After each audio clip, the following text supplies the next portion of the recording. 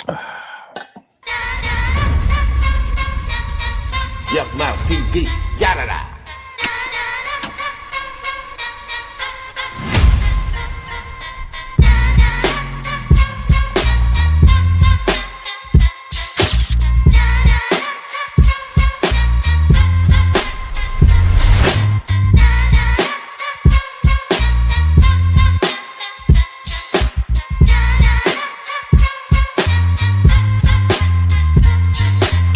Yuck Mouth TV, yada da.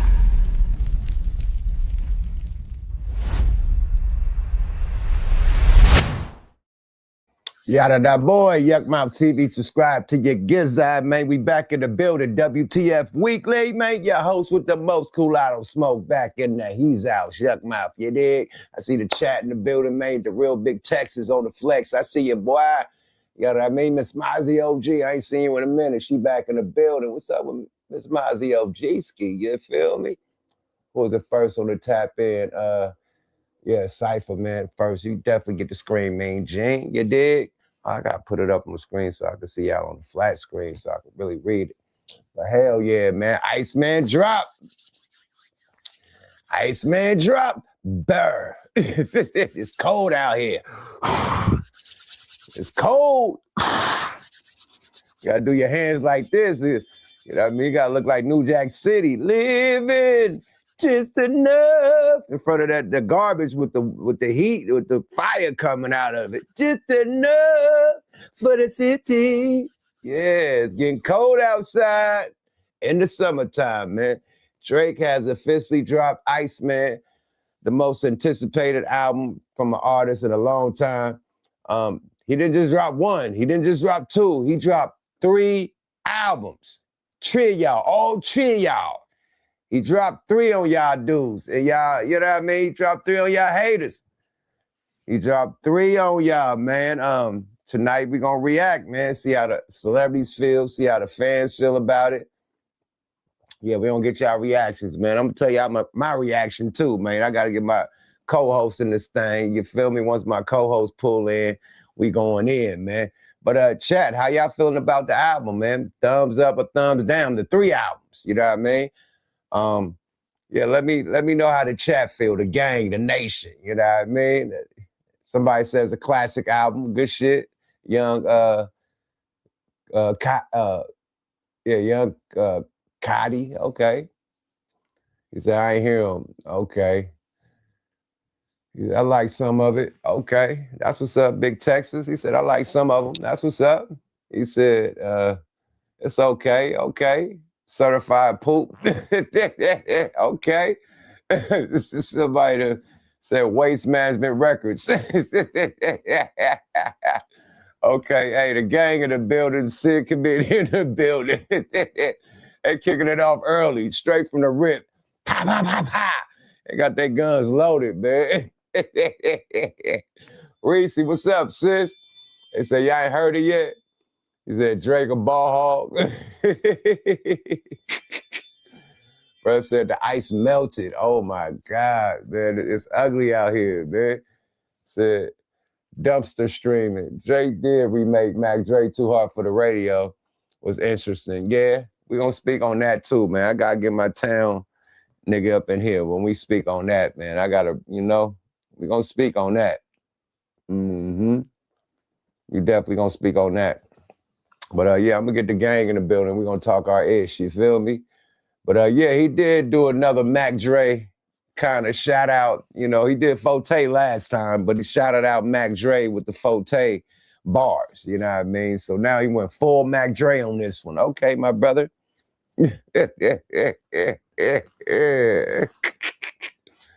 I gotta tell y'all how much influence the Bay got on this shit, man. And y'all keep not giving us our flowers. I said this on the History of the Bay interview, man. Like, niggas come out here, steal our shit, and dip because we ain't unified. You dig? Drake came out there, tap dance. Nobody even knew that nigga was out there, but the niggas that probably worked with him. Now, if you would have hit the real play, you would have had that nigga hopping on niggas' albums, not you just whatever y'all did for his shit. I still ain't heard Drake on one of you Bay niggas' songs yet. Not one. Not one. Like, I ain't heard him on one with I ain't gonna even say no names, but the big dogs. You know, we got the big dogs, man. And I still ain't heard him on. Okay, he did one with Short. I think he did one. No, that's Chris Brown. What that shit called, man? Hoes Ain't Loyal. That's Chris Brown. So I don't even think Drake fuck with Short or 40 yet. Or Keek. Hey, y'all fill in the blanks, man. Y'all let me know. I think he fuck with some Bay producers, though, definitely. Off the rip. But I don't know as far as no rapper. But he definitely biting the bars. He done bit Forte shit to where Forte had to sue and get us publishing cut. You know? He did one with 40 Water. He did. I ain't hear that one. Name that song. I need to pull that one up. Which song did Drake did with E40? I'll wait. Please name that song. Nah, he ain't did one with 40. What song 40 and Drake got? I'll wait. What song Short and Drake got? Yeah. Drake come take the swag, you know what I mean, and wiggle off. You know what I mean? Nah, he didn't bless nobody with no verses out there. I ain't hear it. It's probably gonna come out. Hopefully something come out, man. Hopefully somebody got some bars out that nigga. You know, instead of that nigga that's coming up there, you know, SpongeBob and shit, and you know, soaking up all the game and the music, man, and you know what I mean? But hey, you know, the Bay fuck with Drake. Drake fuck with the Bay. Like, he fuck with Franny and them. He fuck with a couple producers out there. I think P-Lo did this new song. You know, he from out there doing it big, you know, P-Lo. So he definitely got some production from the Bay. I respect that. I definitely respect that. But we're going to have a talk about this goddamn song. Come on, man. Leave Mac Dre alone, man. Let that man rest. I mean, even though the biggest dude to do it, I hope everybody got like Mac Wanda and everybody got the, you know what I mean, publishing game right to where he could get his money on that. You know what I mean? Now, if Dre getting some publishing off of that, man, the family, the estate, I'm for it. But I'm going to save my thoughts for it. I'm going to save my thoughts. But that's still one of the best songs on the album. Why you bullshitting? That's one of the best songs on the album. Why you bullshitting? But it sounded like he responded to shit from 2 years ago. The whole album is responding to shit from 2 years ago. And Glasses Malone made a great point. He said it sounded like his old music was him complaining about bitches that did him wrong. Now the new music is about rappers and industry niggas that did him wrong over this beef. And I think Glasses Malone got a great point. He did go from talking about all the bad dating shit he was going through with the bitches fucking this nigga and going behind his back and him being heartbroken by the bitches that crossed him up. Now he's heartbroken by the rap niggas in the industry and the ball players and all these motherfuckers that crossed him up, and he's complaining about that. So at the end of the day, his raps has always been whining and complaining about something. You know, this time he complaining about niggas and not bitches. I agree with Glass Malone fully. That's exactly what it is. You know? The nigga said it sounded like he been crying a lot. Somebody said 2 years too late. Absolutely. Absolutely, man. If this shit would have dropped, I said this last night on Smoke Like Radio. Y'all check that out. I said, if this would have dropped right after the Super Bowl, now you're cooking with grease, but you can't come 2 years later and try to act like it's the same type of pressure when the smoke done cleared and it's a motherfucking body in the ground. Like, they can't just dig you out the ground and like you Thriller and you come back, dun, dun, dun, dun, Michael Jackson and shit doing a Thriller dance. You got buried, my nigga, buried alive. You know what I mean? You can't come back trying to Thriller dance the beef. I would have respected it if he just would have moved on and not talk about, like, he's still talking about niggas that like they chose sides on him or something. Like, nigga, no, nigga, it was a beef, nigga, and they fuck with you and they fuck with him. They ain't choosing sides, nigga. They hang with you and they hang with the nigga. Y'all beefing. What they supposed to do? stop fucking with they people they fuck with. You didn't say that about the game. The game still fucking with you. He didn't choose sides. The game from Compton with Kendrick. But he said, hey, he fuck with Kendrick and he fuck with Drake. So it's certain people that fuck with both of y'all. You didn't go bad on the game. You put the game on your private jet, all types of shit. So yeah, he wishy-washy and selective politicking with the friendship shit, you know. And you sue, nigga. You can't come back popping shit after you sue, my brother. You lost 1 trillion player points by suing. And you double back. You lost the case and then you double back. And you're suing again. And you're talking shit while you suing.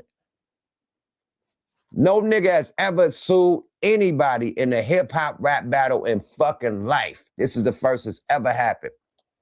So we still got to get over that mountain, my nigga. And now you back talking shit. So what if they respond? Now you're going defamation lawsuit again? Come on, my brother. And you tricky with it. You subliminal. You ain't saying niggas' names or whatnot. Cool. But you was complaining about the same shit you doing to niggas right now. Complaining about the same shit niggas doing that you doing to niggas right now. Far as people that don't rap. You getting at niggas that don't rap. You know what I mean? You're doing the same shit that was done to you, bro. Straight up. K-Dot definitely snatched his shit down and put it back up. PG Lane, you know, it's all owned by Kendrick, you know, period. He's the parent label, you know what I mean? But it's most likely it's a joint venture with Interscope, but still, he controls it. He has the label name. So he snatched his shit down, put it back up with all PG Lane instead of UMG. Interscope, you know? So, yeah, that's business move. That's called a power move, my nigga. That mean I own my own shit. Yeah, that whole album I put out owned by my record label, nigga. Not TDE, not Interscope, PG Lang, nigga. That's a power move, man. It's talking about splits and shit. Let me see your splits, nigga. He showed you the splits with that power move he did, nigga. You feel me? Power moves. Kendrick been making power moves, man. Then the nigga Maul say that Drake is performing at the World Cup. They just showed the performance for the World Cup, nigga, and it's not Drake. It's what the Chinese niggas BTP, what BTA, what the Chinese niggas performing. What's her name? Shakira is performing, and somebody else. It's not Drake. Roy and Maul was saying that Drake is performing at the fucking World Cup. That's what's gonna top Kendrick's performance. And the nigga is not performing at the World Cup. So what the fuck was Maul saying? You gotta watch these niggas that's acting like they the Drake, you know what I mean? Voice of Drake, man. If Drake didn't say he ain't performing at the motherfucking World Cup, then don't believe it, man. Speaking of that, though, I don't think my niggas got in the building, though. But Fedademics or Glazerdemics or OVO-ademics. As of lately, he finally met Drake. Fedademics finally met Drake, man. And Drake gave him a baddie chain. He got his first baddie chain. Drake turned academics into a baddie, a OVO baddie. No Frank Ocean, no Diddy Bop, but he chained the man. He flew him out and chained the man. Let's get to that, man. Watch how happy this fat motherfucking koala bear face nigga is, boy. This nigga, boy, lose his mind, boy. The sixth guy then got him right. The sixth guy got that boy Rizite. He can't believe it. He can't believe it, man. Oh, what the fuck? How is that? Hold on, y'all.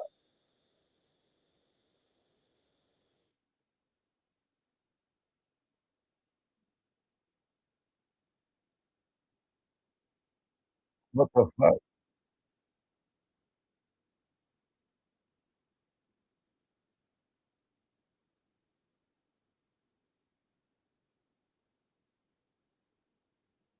And a lot of people were like,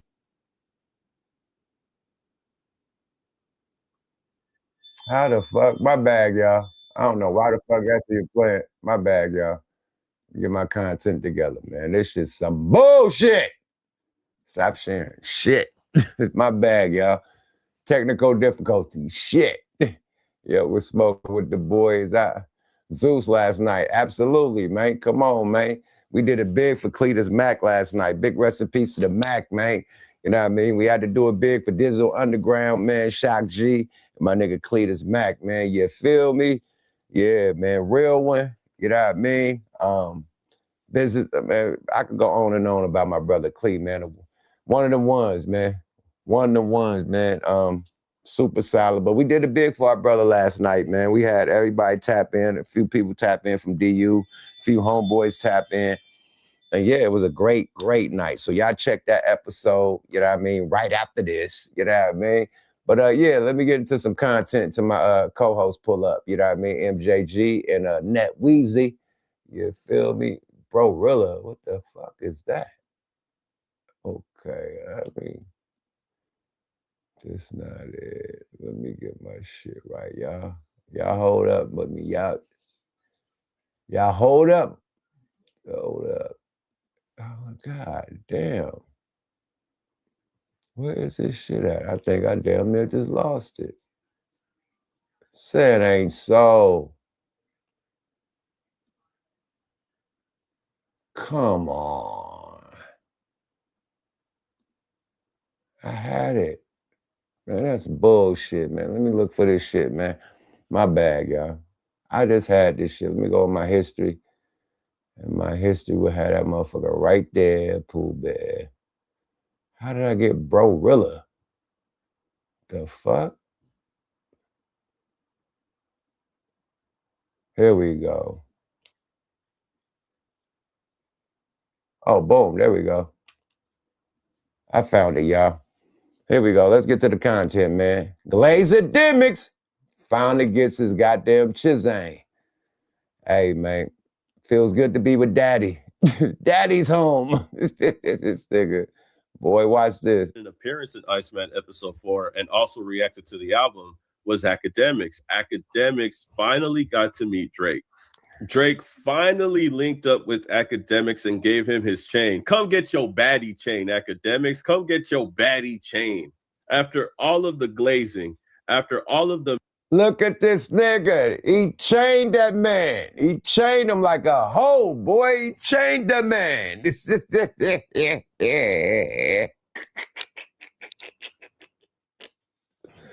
Oh my God, boy, the glaze, man. And this nigga talking about payola, right? Back in hip hop, back in the day in the 90s, man, if a DJ had a fucking No Limit or Cash Money or Rap-A-Lot chain, that nigga worked at a radio station. You know this nigga was, hey man, working for the label. He doing some favors. So what do you think this nigga gonna do? He's been doing it already without a chain. What you think he's about to do now that he got this OVO chain? He's not going to be a real journalist. He's going to have a lot of fucking favoritism, a lot of hatred towards anybody that ever said anything bad against Drake in fucking life. He's about to go nuclear defending Drake at all costs. You think he was defending Drake against Kendrick? Shit. The alley-oop is out there, boy. I see my nigga Network in the building, man. The alley-oop has been thrown. The bat line has been thrown. Tap in, my friend. But yeah, man, the glazing about to be crazy, B. It's about to look like a porn movie. No Frank Ocean. Let's go, guys. Da-da-da. Meat writing, Academics has finally got his baddie chain. And I guess he does accept payola now that he's officially been revealed as an OVO worker in the OVO sweatshop. I remember at one point, Dave Free asked Academics if he was getting paid. Academics denied it, but I guess Dave Free was right. Dave Free had a moment he asked and he said, he said, what are you getting from this? He says, is he paying you? And that was the most insulting thing and I had conversations with these men for a while. But the very idea that I was like a purchasable commodity was so disgusting. I reminded him, I said, I've been doing this for over 10 years. I've been doing this for over 15 years. How did you think I became me? I said, you knew about me before this shit. How did you think I became? Did you think I was a cheap hoe that just could be bought? Yes. Yes, nigga. Yes. You just got bought. 1,000,000 times, yes. You just got bought. Man, my co-host in the building, man. MJG and motherfucking Network Calico, man. We back, nigga. Network, you couldn't wait to do this shit, nigga. Oh, man, I'm going in, my friend. I'm going to let the content play so they don't get away. Salute to the Five Raging Dragon. Salute to MJ, to the motherfucking G alumni. We back, man. Let's go. Let's do it. Shout out to the chat. The misses with the riches and everybody else getting with us. Yeah. Let's go. I mean, I'm full blazing, goddammit. I'm ready. Let's get it, man.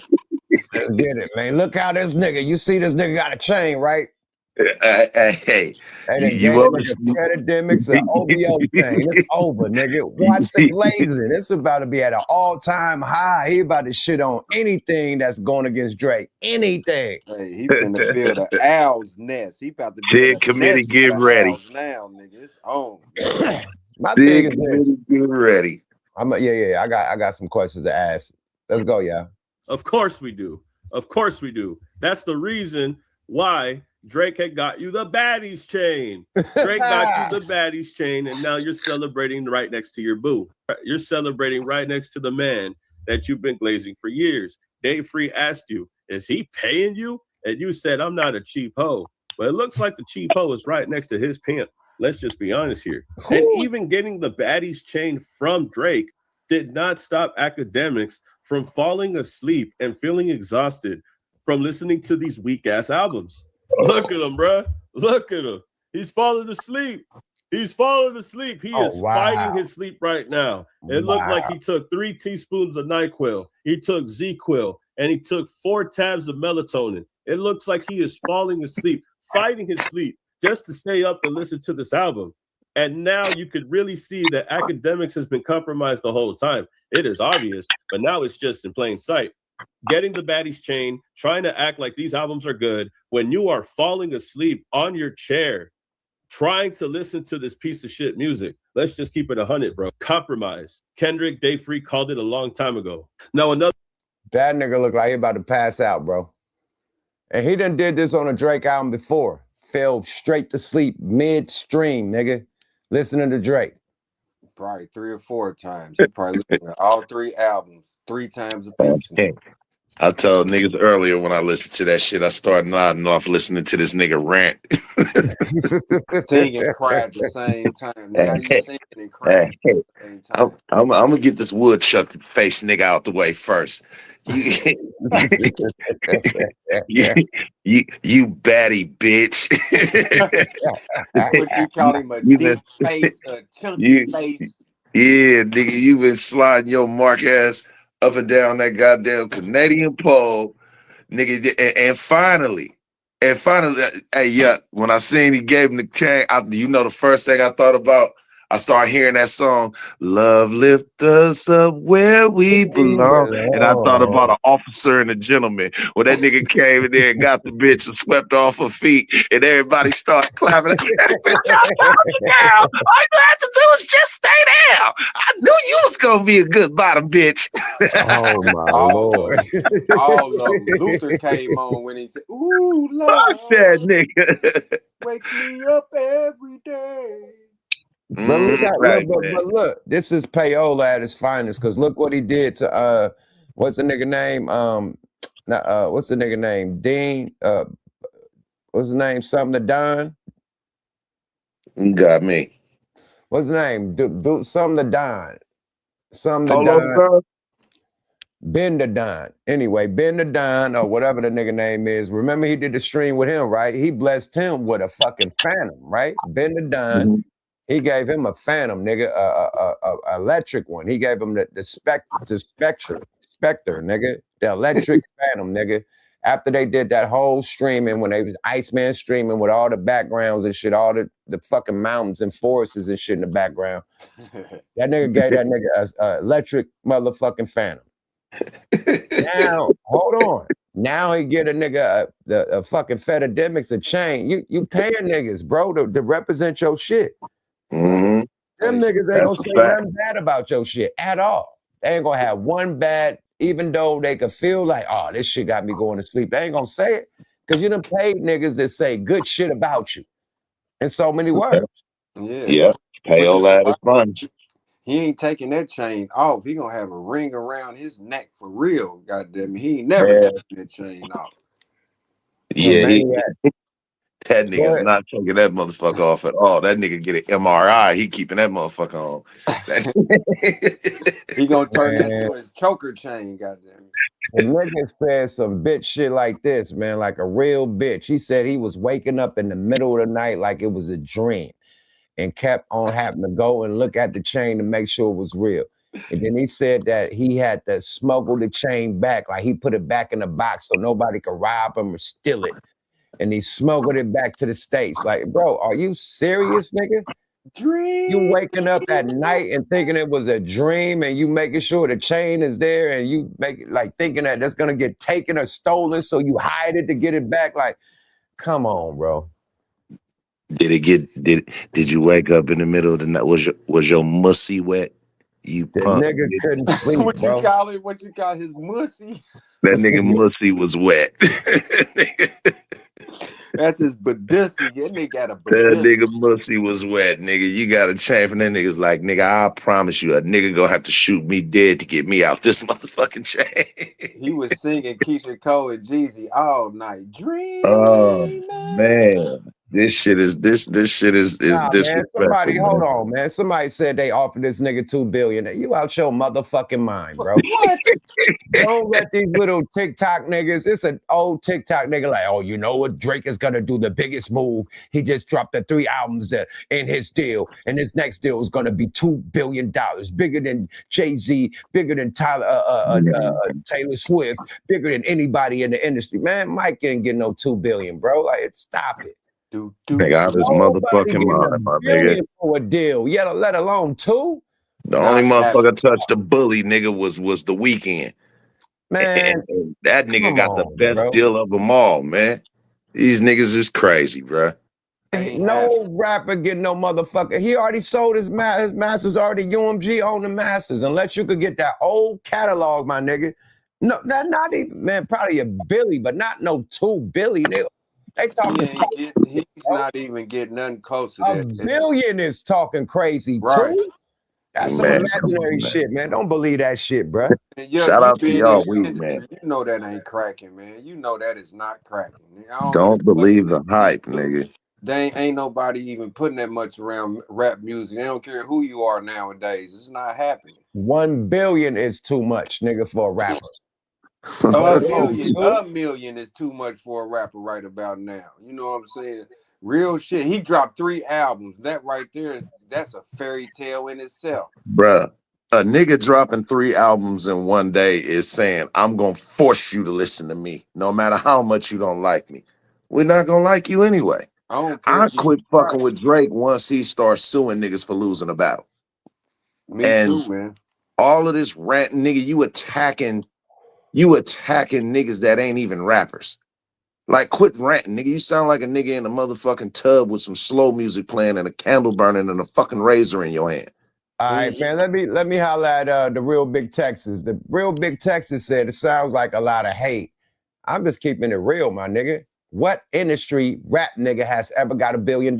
I'll wait at one time without sell your masters, all the shit. What rapper ever got $1 billion for his fucking masters and him to sign anywhere? I'll wait. Nobody. No one.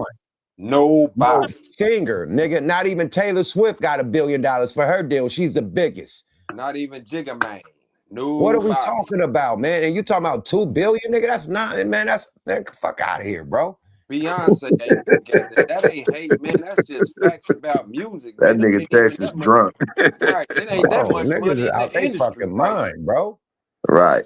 But as soon Nigga, as you like, ask him the question, the nigga shifted to, man, well, y'all was saying that before. Nigga, that wasn't the question. Get back to what you just said. Name what one rapper that got a Billy Rock off a move. Yeah, that ain't happening, man. That ain't hate Love, speech. Breed, tap in, nigga. I know you out here in LA somewhere. Let me tap in Maniac Buffalo. He been waiting. Maniac, what's happening with it, bro? What up, though, yeah? What up, though, Welcome y'all? What back, up, though? Maniac. What's had it? Just sit Welcome back back, laughing at that Maniac. shit. So look, Cuz got Maniac. that OVO chain. Let me give you some laws of the land right quick, man. You was over talking niggas a lot last time, man. Please, like, let the purpose of a podcast for My everybody. fault, Hold yo. on. Hold on. Let me tell you, He's you doing it now. already. You're already fucking up the rules already. I'm trying to tell you the rules, man. Let everybody land, man. As soon as somebody done landing their plane, then respond or react. Because us over talking each other, nobody can really hear the content. You know what I mean? So I want to hear what you got to say. I want to hear what MJG got to say. I want to hear what Network got to say. But we all got to take turns, bro. The sound be going out too, man. Like I couldn't hear none of them. Like I just was trying to time myself to even say something to get in. Okay, can you hear now? Is your I can sound good? hear everybody right now. I can hear Because if everybody. your sound ain't good, I'm gonna have to take you off the stage, bro. Because I got you was everybody. I over can hear talking everybody. a What up, lot. though? What's going on? Cool. What's going on?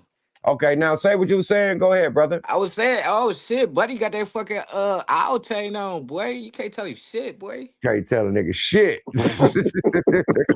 Who? You can't tell Tell him me shit. nothing, nigga. Yo, didn't you just say that shit though? Didn't you just say that shit like Drake ain't even met that nigga or even been around that nigga? We just met him for the first time and got You chained. just said that shit, bro. I Trip was you out, right. bro. I was right. He Bullet never trinket. never. Hey, but that's hey man. Each his own with how you feel about this shit. Buddy got his shit. You can't tell him shit, son. I fuck with we gonna get into the Iceman reactions. I just wanted to see these streamer reactions, man. This Black Boy Max. Let's see what he got to say about the shit.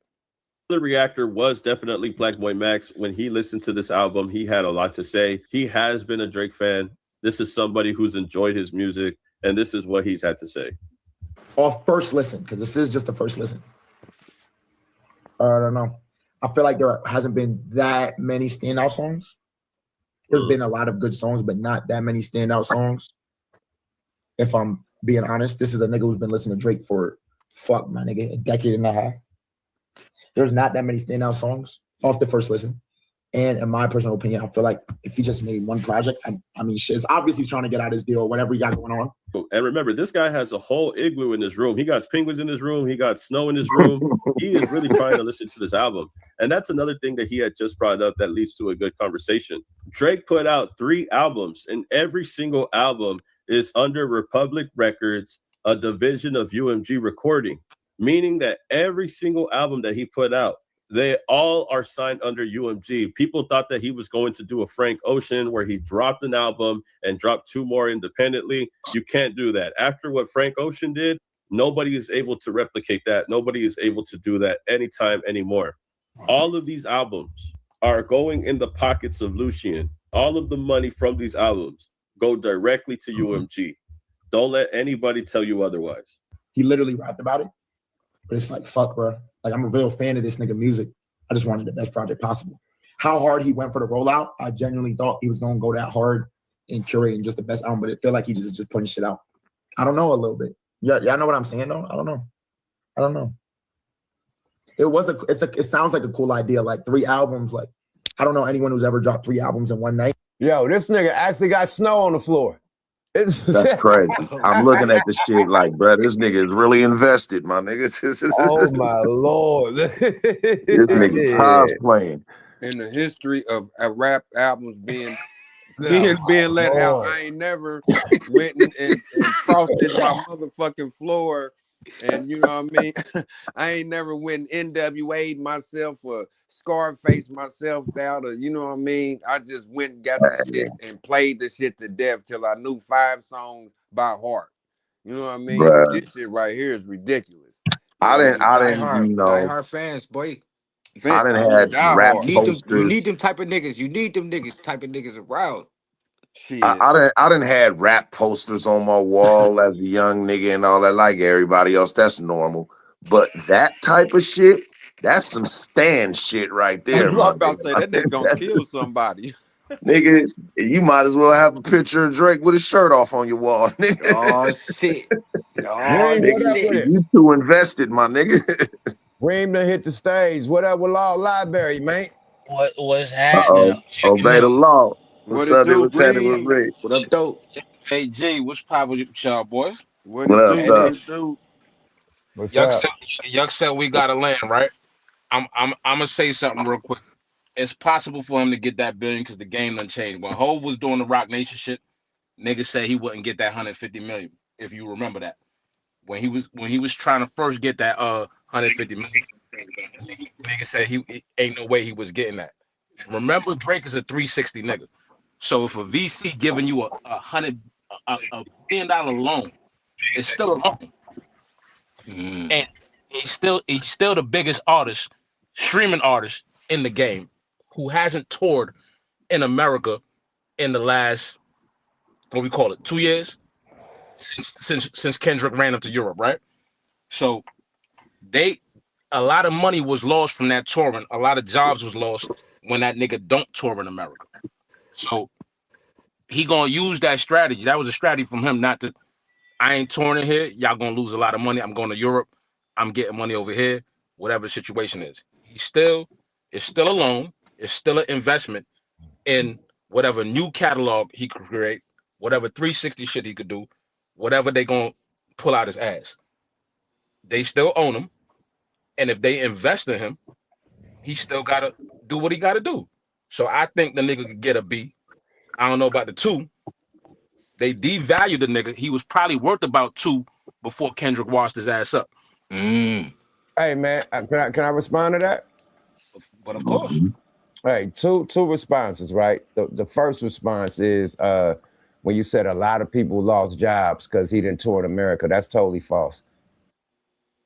Live Nation ain't lost no money since that nigga ain't in America. They actually up that they monopolize the game to where they are getting sued because they own too many arenas and they throw too many concerts and all that type of shit. They're getting sued right now. So they didn't stop Live Nation money or nobody that's touring and people out here in America, first of all. Second of all, when you say that he could have got $1 billion, nigga, Taylor Swift is bigger than him, and she ain't got $1 billion, my nigga. So I think that cliche type of talk, my nigga. It sound cute, it sound buttery, but if a nigga could have got $1 billion, he wouldn't have took the 4.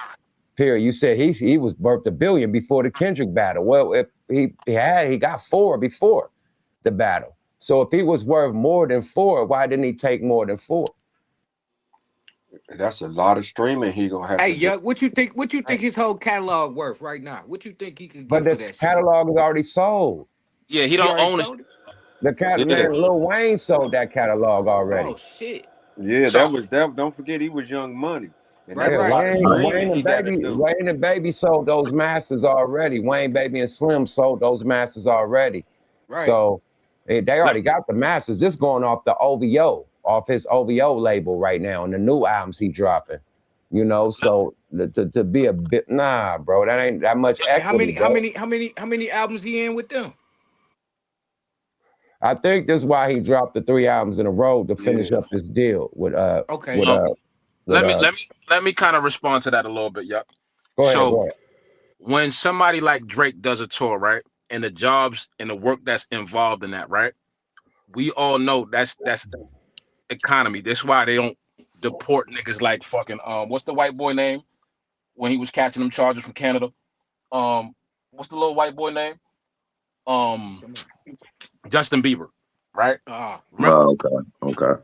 remember Justin Bieber caught a bunch of criminal charges, but they never tried to deport him because you need these artists to tour because they create revenue and and have money floating in the system. When Drake does a tour, how many people is hired? When Kanye do a tour or a show, it's a lot of production that goes into it. It's a lot of jobs around that. Live Nation gonna make money, but you have to include if they making 200 M's off a Drake tour in the US, that's still 200 M's.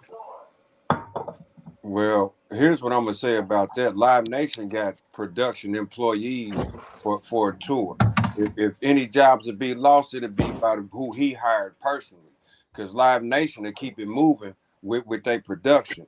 Like if they ain't fucking with him, they got other artists that these are stage hands or stage builders or lights, whatever. They gonna go to another artist. You know what I'm saying? I know that firsthand because they getting hired through Live Nation, not through Drake individually. Drake will be using their production. You know what I mean, for stage and everything. Unless he bring his own people, you got a point. But if Live Nation, if he ain't touring, Live Nation ain't gonna miss a beat because they got an artist like Kanye or Taylor Swift or some Nigga, even they got comedians. Bad Bunny. They got Bad Even Bunny. comedians too. You know what I mean? Because that stage production is just for everybody. Nigga, when it comes to live shows, they cornered the market. I'm gonna tell you the only time. Let me respond to Reem. The only time they lost jobs was during the pandemic. That was the only time jobs was lost because people wasn't able to work or tour during the pandemic. That was the only time. It wasn't because of Drake, my brother. You give him too much credit.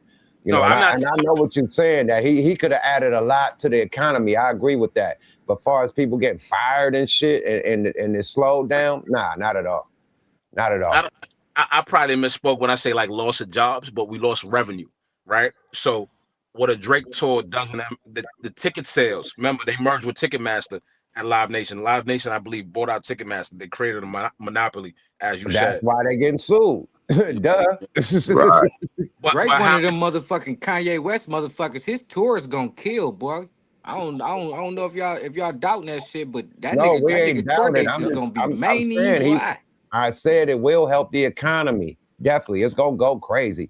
But I'm saying it didn't fuck up the economy since he didn't tour. Niggas still touring, everybody doing great shows. Like, it didn't slow nothing down. That's all I'm saying. But Drake is huge. Imagine if he did do an American tour right now for this album. It's gonna be sold out everywhere. Sold out every fucking where. So I get what you're saying, Ray. I think we both right.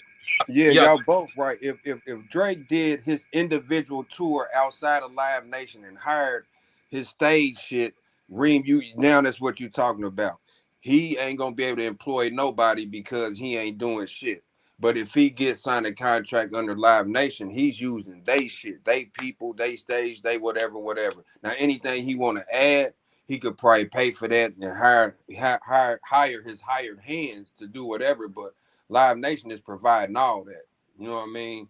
From the pyrotechs to all that other shit. The only thing he'll probably need to bring is his DJ, his other shit, and whatever else. Whoever he gonna employ for his shit. Now, if he do a tour on his own, the Iceman Drake Owl tour, OVO tour, no nothing. It's all him. The thing is, right. That's not happening because they cornered the market. It's only a couple arenas that Live Nation don't have.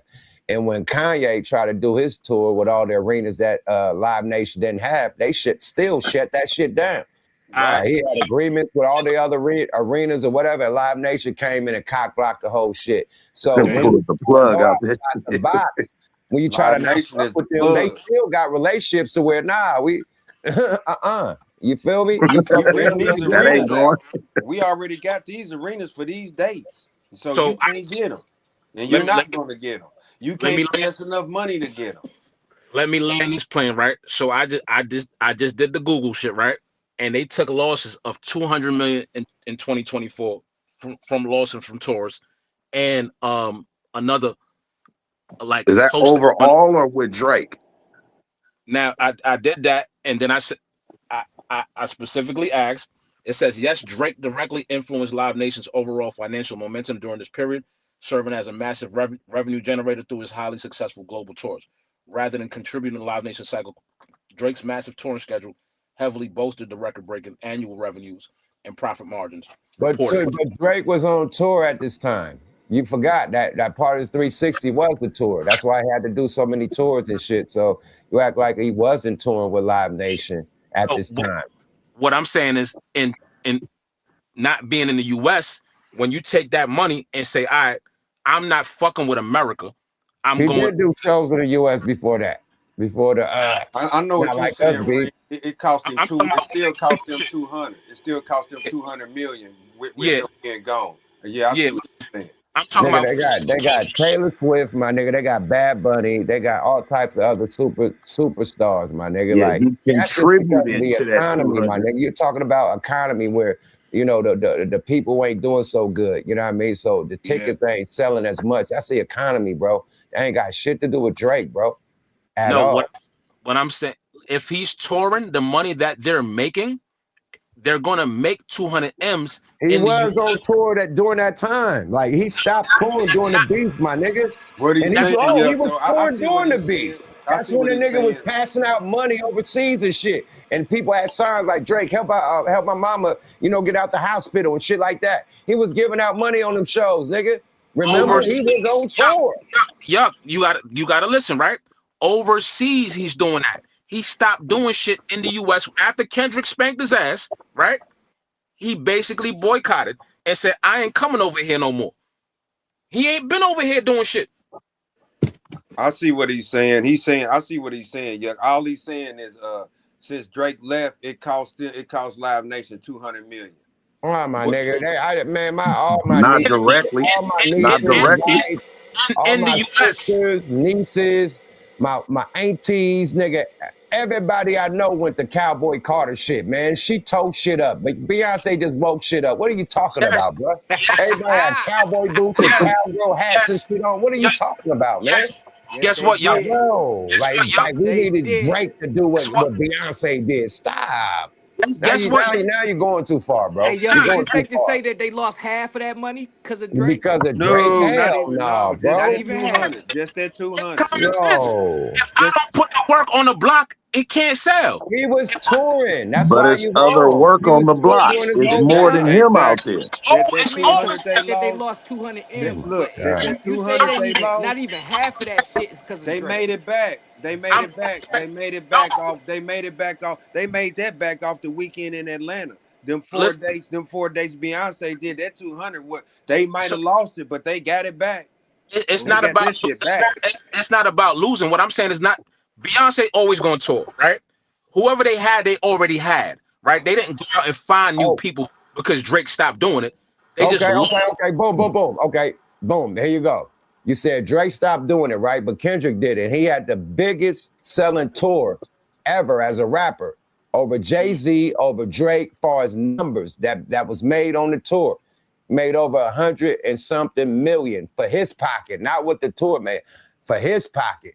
Him, yeah, 100 something million, my nigga. The That's biggest crazy. money made from a fucking artist on a tour. So if Kendrick is doing this whole time, you say that Drake is not there. What you saying that they not making money and it's the biggest tour that a rapper did ever. I never said they not making money. What I'm saying is they lost the Drake income in the US from him not touring in the Kendrick US. on tour right now. He had the biggest tour that rapper ever did. So what are we Yes, talking but about? guess what? Does a record label rely on one artist to make money? No, Oh they my have God. multiple artists. So then why would Live Nation depend on solely Drake? They still got other artists. Talk your shit. Let's get back to the That's the content point. though. Let You me got a good drop one point in the though. pop Let's too. go. They made that shit But back. it's something that sound better. Let's get back to the content. We go on this shit forever. Let's get back to the content because we're You gonna hear have a me? lot of other battles with talking shit. This is one of the first ones. Let's Hold not on. take this one too long. We prove everybody land their plane. Let's get back to the content. Let's go. than it actually is, in my honest opinion. You feel me? In chat, niggas be on our dick a lot for sharing opinions, but it's like, bro, that's what make me me. So I'm gonna just share my opinion.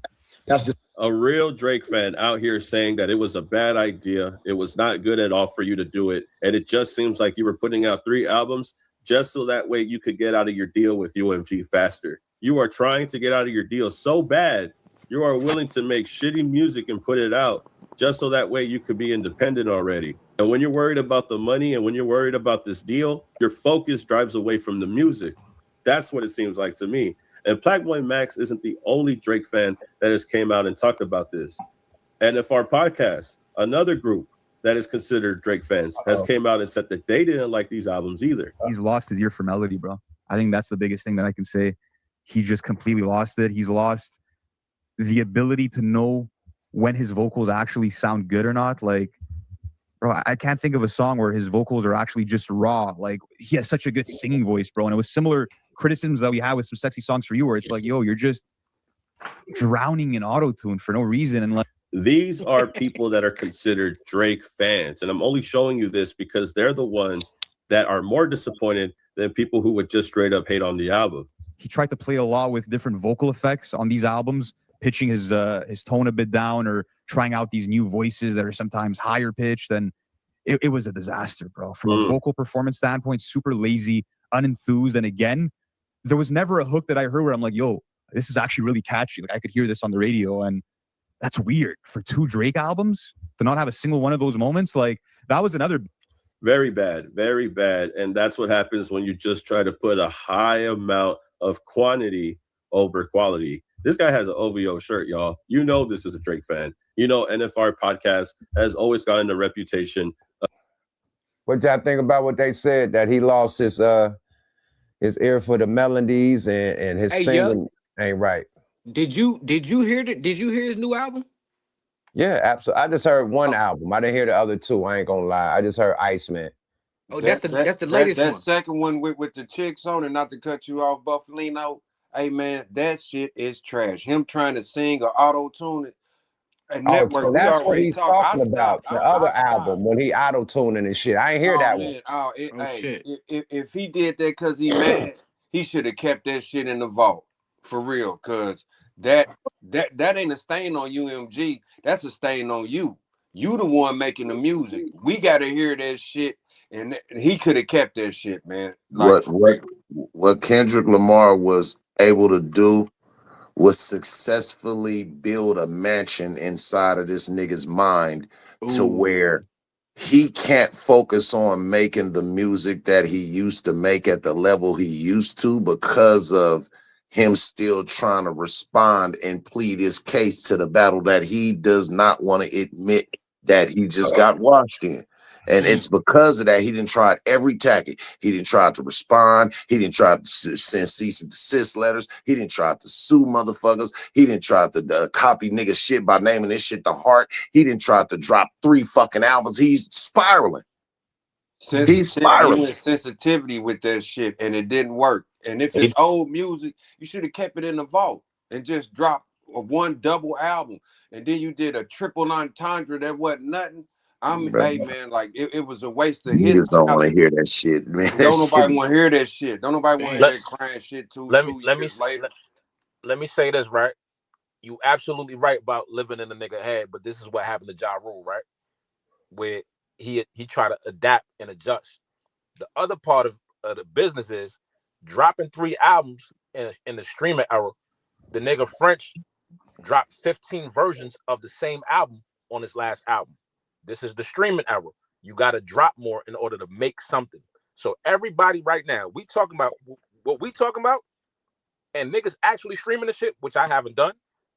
Niggas actually streaming the shit. He don't give a fuck. He's still earning.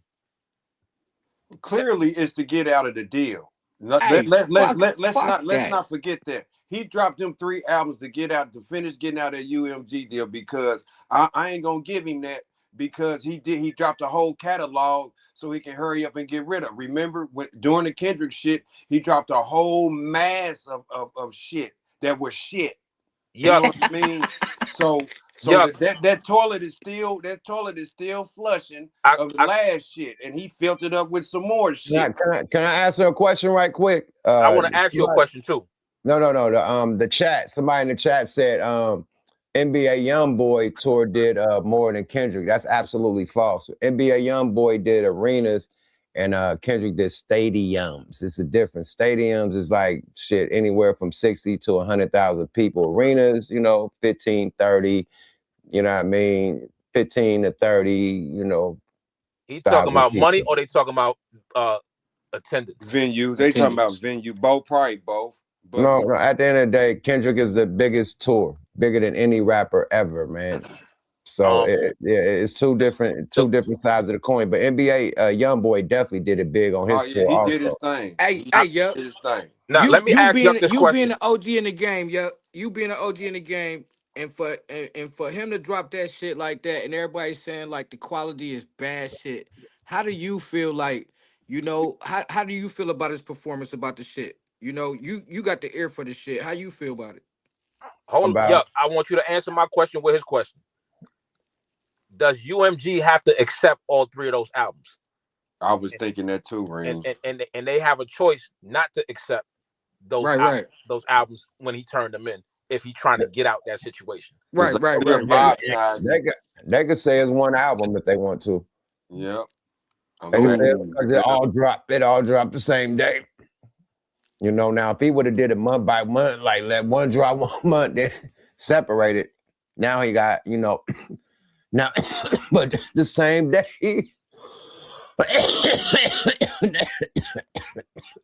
I ain't peepee. You say he dropped all that shit together. Oh, that might be a goddamn mastermind plan. No, let me tell you why it might not be. Because don't forget, they ain't worried about the album dropping. They want that money back. They're not worried about, he can drop all the albums he wants, but if it ain't gonna make that Billy back, it don't make no sense. So they don't care. And then it's up to them to be like, well, we still ain't recouped that Billy, and you drop a catalog and a half. That don't mean you getting out that album. You can have a 3-album deal, but that bread ain't been made. You still gonna be under. Okay. You just fulfilling that obligation of the album. But thing contractually, that money, you got to make that moolah. That moolah. The thing is, if they wanted to, they could say that's one album. It's like when you know that Frank Ocean did some shit like that and got away with it, and they've been covering their ass ever since. So I think they could say it could, you know, they're going through lawsuits, you know, lawsuits and all that. They could be assholes and say, nah, this one album if they wanted to. If they wanted to be assholes, like, nah, this ain't 3 albums. You ain't out the contract. That's a good one. They ain't because like that. I mean, they could. That's the EP. We ain't considering that out. Because if you add it up like that, I think he was trying to make the Sexy Songs for You an album, but that was a group album. They didn't count that. He was trying to make all the 21 Savage album. No, that's a group album. That don't count. So he did a lot of group albums that didn't count, my nigga. So he's still catching up. Like how many just solo albums do he really got since he got over there? He did a lot of group shit. So this is like just really like just sewing up his solo shit. I don't think he really out of it because he had a group albums. Them group albums don't count. Yeah, right. Dude, you gotta That's why he had to do 3 back to back by himself. That's why, nigga, he had group albums. Them group albums don't count, my brother. Now, as solo albums. Can you tell because him like you partnered up with the other record label to do those? Those are partnerships with other labels. That ain't just your shit. Now, can you tell him with him having Future, 21 Savage, and all them, those does not count as him being an individual album, correct? Nah, hell no. Those are group albums. Those are joint ventures with other record labels. So that's not part of your contract. So how you gonna just get a new album with some new niggas and add that part of your album contract? No, hell no. We don't know if they accepted those as counting as half. They didn't. How? They didn't. That man, look that up. They didn't. The people done talked about that. Those albums not accepted. Because they put that as something else, and then any individual songs he got on those albums, they could say that still ain't a whole album because you got 5 artists on your one album as a collaboration. You collab with them to make a full album, a song. That's why it's a song and not an album. No, I did group albums. I did a group album with the Thug Lords. Man, that shit didn't count towards my contract as far as my album obligation. You know what I mean? Like that was something totally different. So it counted the recoupment though. Man, if you on one account, they could cross collateralize all your recoupment, all your albums. If one of them, they're gonna get it from all the shit. You in the whole pot, nigga. All your albums recoup it towards the, you know what I mean? The whole shit that they put into all the shit. That's why I think he might have did some. He might have pulled a power play with this shit. Yeah, with them 3 shits dropping like that, motherfuckers is gonna go listen to this shit. Either that's Drake. But the thing it's definitely gonna go towards the recoupment. And that's why the stream gonna go bam. That shit gonna go ham with that stream shit. He had to recoup 400 milli, and he recouped it. So, like you said, Reem, I think he used those albums to recoup. Oh, You no feel me? question. But I'm thinking they still gonna have to cover all that shit though. And it was smart for him to do that. It's like rolling 3 dice, you know what I mean? And all of it hitting. You know, you getting the house money right then. And then the second roll you get nada. You know, so Okay, so how would you feel if this scenario? He did one with J. Cole, and he did 2 with 21, right? Or just 1?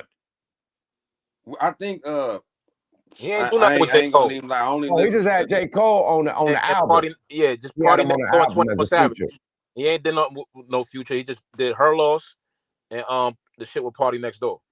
So he did 2 albums, Party and 21. Yeah.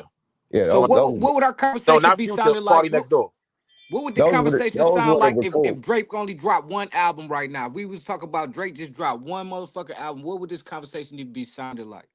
I think it'd be a hot album. I think if he took the tightest songs from all the albums, he'd have a classic.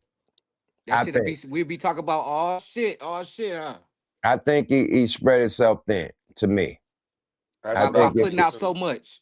They said on Michael Jackson shit, they recorded over 100 songs and they only kept 40-some songs. And they only kept 9 for Thriller. Oh shit. But they had 40-some songs. They right now. Another thing, the songs they only put 9 songs on Thriller. They said they wanted nothing but the best songs. Right. To me, nigga, when he made Thriller, he said, I don't want to skip nothing. I want to make nobody has never made an album where you don't skip. Like, it's only 1 or 2 good songs. He said, I want an album that's going to start from the beginning to end and you can't skip it. You're going to go back to back to back. That's why he made Thriller. And that's why it was only 9 songs. Because he put, out of all them 40-some songs he the cream, the bangers, the no deniables. You know what I mean? Not the album fillers, even though they was cool. But nah, we want the ones that's out of this world. On this motherfucker. Unskippables, nigga. The unskippables, nigga. So if it took 43 songs for us to get these 9 unskippable, phenomenal, legendary songs, then fuck it. That's what it is. So he should have did the Thriller technique. You did all them songs, 43 songs, same as Mike, and nailed that shit down to a 10-pack. And he'd be out of his world. I'm telling you. Out of this world. I think, man, a nigga releasing 3 albums out the blue on a random ass Thursday, my nigga, is desperate. that screams desperation to me, my nigga. He got a solid 10-pack, I think. Like everybody say, like out of 43 songs. To me, it sounded it's screaming, bitch, I'm here, bitch. I ain't going nowhere. So you listen to all 3 of them? I haven't listened to none. So what the fuck you talking about? But I'm saying, I'm looking at the fact. I'm looking at the fact that how he put it out. I'm looking at the fact that him as an artist. I'm not a Drake fan to listen to his lyrics. Look, yo. I'm gonna give you a chance, right? I'm gonna take you off the stage, and I'm gonna let you go take a listen right quick while we play this content and tap back in like in 10 minutes. Go listen to at least 1 song, nigga. Like you gotta know what you're talking about. I'm not a Drake lover boy fan. That's not my type man, of this vibe. is about Drake. This is about reactions. If I listen to Drake, I got to be listening to it through somebody. Like I got to have a lady right here grooving. Like I love this. You shit. ain't got your girl there, nigga. So no, I ain't got my lady here. Look, he got songs getting at Kendrick, man. Go listen to that shit. Go listen to Iceman. I don't believe that nigga. He getting that Khaled too. He getting that Khaled. He said he a real nigga more than he said need more LeBron people, bro. He need more people. I don't believe you need more people. Hey, MJG, we was talking about this earlier offline, and I'm gonna let you have it because you're the one that noticed the shit about the jersey tattoo. that fucker, as my grandmother would say, that fucker, he went and got LeBron off his arm. Rick Ross was talking about him. I meant to tell you, Network. I remember Rick Ross was talking. It's a video. Rick Ross was talking about him, and they got his arm showing why he got LeBron off of his arm and covered it up with an Oklahoma City jersey with a 2 Shy Gilly. Oh man. You put another nigga, you scratch, covered one nigga off and put another dude on, man. Right she there. Covered up. She covered up her ex's tattoo. Come on, man. Like we already say I ain't never got a going LeBron Why James not just tattoo put on. a San Antonio? He should have just put a San Antonio Raptors basketball logo over the whole shit. Why take another nigga down and put another nigga on? That's crazy. That's crazy. If it ain't your son or your father, you shouldn't Right. have no Like, man come on, my you. nigga. You can't talk shit about a nigga that you got tattooed. Like, come on, bro. Like, right. You can't, like, LeBron ain't a real nigga. You ain't a real nigga for getting a LeBron tattoo, nigga. Stop it. You know, You getting tattoos of niggas you don't think real. As the Like, women I can't say, put no another man on my body tattooed, like you said, father, son, or one of your dead loved ones. Or your daughter or your wife or something like that. But niggas, no. Giving. Yeah, What like, is that no, giving, my nigga, guys? hell Bro, no. I have an Oakland Raiders logo on my arm. I don't have a picture of Bo Jackson or none of them niggas on my body. Right. You ain't got Marcus Allen on your shit, and then Bo Jackson came. I have a Golden State Warrior logo on me. Not a picture of motherfucking Steph Curry or the Splash Brothers on my arm. None of that shit. That's crazy. That's how you're supposed to do it. That's how you're supposed to do it. If you just represent your city, my nigga. But other than faces and shit, and come on, brother. That's I thought Bronx do that for the niggas that you know, that's my nigga, I'm his bottom bit. I don't know, it's different time, different era. Only faces on my body is nigga, my mom, my dad, and my grandma, nigga. That's the only faces on my body, nigga. For real, man. They all rest in peace. They all my guardian angels, man. Straight up. It's the weirdo era. We're in the weirdo era. These niggas, right? Get back to the content though. Let's see what these weird ass streamers got to say about this, because this is some shit for the streamers, right? And he did this for the streamers to promote. And what he don't know, he's so off. I don't give a fuck what a streamer say on the podcast. You are not gonna get me to listen to some music. When did the streamer control what a nigga listen to? The streamer control them having that IRL in real life, you know, just chilling, partying, and going crazy, crashing out and catching the moments on some live, like Love and Hip Hop type shit, right? It's not about them like, oh, I'm going to tell you what's the good music in hip hop. They're not hip hop connoisseurs, and nobody going to a streaming page to say, hey, man, I want to know what's hot, man. Let me listen to go to this streamer. He going to tell me what's the hot music. Fuck no. The streets determine what's hot. The strip club determine what's hot. The DJs determine what's hot. If that nigga didn't pull up at the stoplight banging that shit, it's not hot, nigga. First of all. It ain't going from what that streamers say. Streamers can get paid and glazed. Exactly. That shit really don't land. You know it. Dope sell itself. You're gonna see it in the streets first. Right. But what happens when a nigga you not in it? Like, these niggas is solely, they minds is solely based on the reviews of others. Like, nigga, go out and go see for yourself, nigga. Not to cut you off, I was just saying that how Drake is like really dependent on the views or the opinion of streamers and not the actual streets. The actual people. Hip-hop was born in the streets, not on the internet, bro. Let's get back to the exactly. Here, they did not like those albums, bro. Now, another live streamer who listened to the album was DDG's brother, Dub. Dub and DDG are obvious Drake fans. DDG has came out and said that he's one of Drake's biggest supporters. His brother, they've even been caught on stream singing Drake songs together. And this is what he had to say. Right. Man, I'm not gonna lie, bro. I'm gonna keep it a buck, bro. I love Drake, but damn, bro. I don't know if I need a second look, but this shit ain't hitting.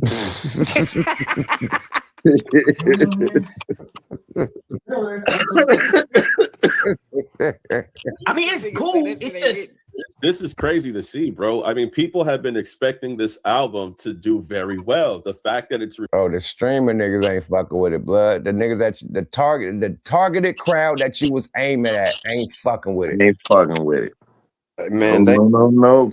They had bets on Cowshe to see how much he'll making or sell in a day, 500, 900, 600. So whoever made a bet on that shit, you know what I mean? Hopefully y'all made a little something, but that lets you know right there.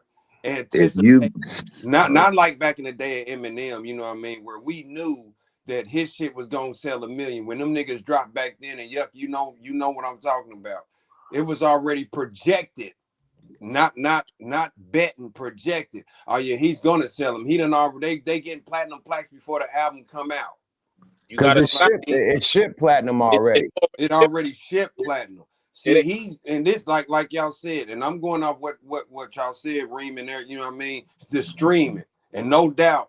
Now we know how many streams you got to stream for him to get a buck. You know, Hey, hey, so Brooklyn Cook just said it the best in the chat, nigga. The exit ain't the entrance. So 3 albums, that means you doing a crapshoot. That you on the roulette wheel. You giving yourself more chances than none to either succeed and also to fail horribly. I really don't think he care. I looked this shit up. They counted this shit as 9, 10th, and 11th albums, right? So they accepted that shit as 9, 10, and 11. And he good. He good money then. And the streaming game, we in the internet era. We don't look at. We wait for DJs. We wait for shit at the stoplight. What's banging? They programmed by streamers. This era is a streaming era. So the streamers. No, it's not. I don't go to streamers to listen. Even with Fedidemic say, hey, this hat, nobody going to listen to that shit. You aren't influenced by this nigga. Other people who watch that shit and stay up all night with this nigga, if these niggas have $1 million on their shit, remember when Constant I said I'm giving out PS5s and tore the city up? They have the influence. That's why the payola is now going to them. That is PlayStations. That's not hip hop music, my nigga. Like you crossing 2 things up. You crossing video game players and niggas that's hanging out at clubs and beaches and shit. That's filming with influencers. My nigga, those are influencers. That's like you saying a bad bitch from OnlyFans influenced the game, like influenced the hip hop game. No, she influenced nigga bad bitches, bro. Period. That game. These niggas influence streamers, video game niggas, and all the niggas that the square tech niggas. They influence that. Rap niggas and street shit and backpackers and shit like that and breakdancers and shit and DJs that influence hip hop, my nigga. That's all I'm saying, bro. I don't go to a streamer that's gonna tell me, nigga, that Nipsey Hussle shit is tight. I don't need to go to a streamer. The streets gonna tell me Nipsey Hussle shit is tight. I don't need to go to no streamer to tell me that motherfucking Pooh Shiesty shit is lit. Pooh Shiesty, the streets is gonna say Pooh Shiesty shit is lit. You don't need no streamer. Pooh Shiesty ain't do no interviews with no streamer. Still the hottest shit. In jail. He locked up, and this shit is the #1 shit playing on the radio still. First day out.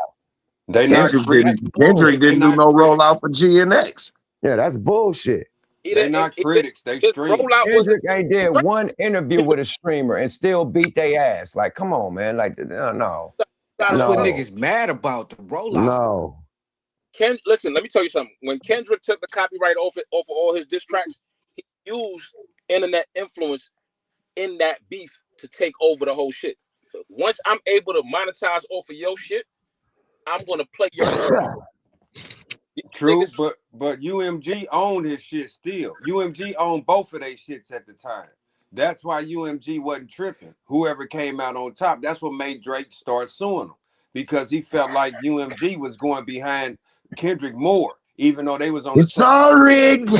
It's all rigged. It's all fake news. They stole the election.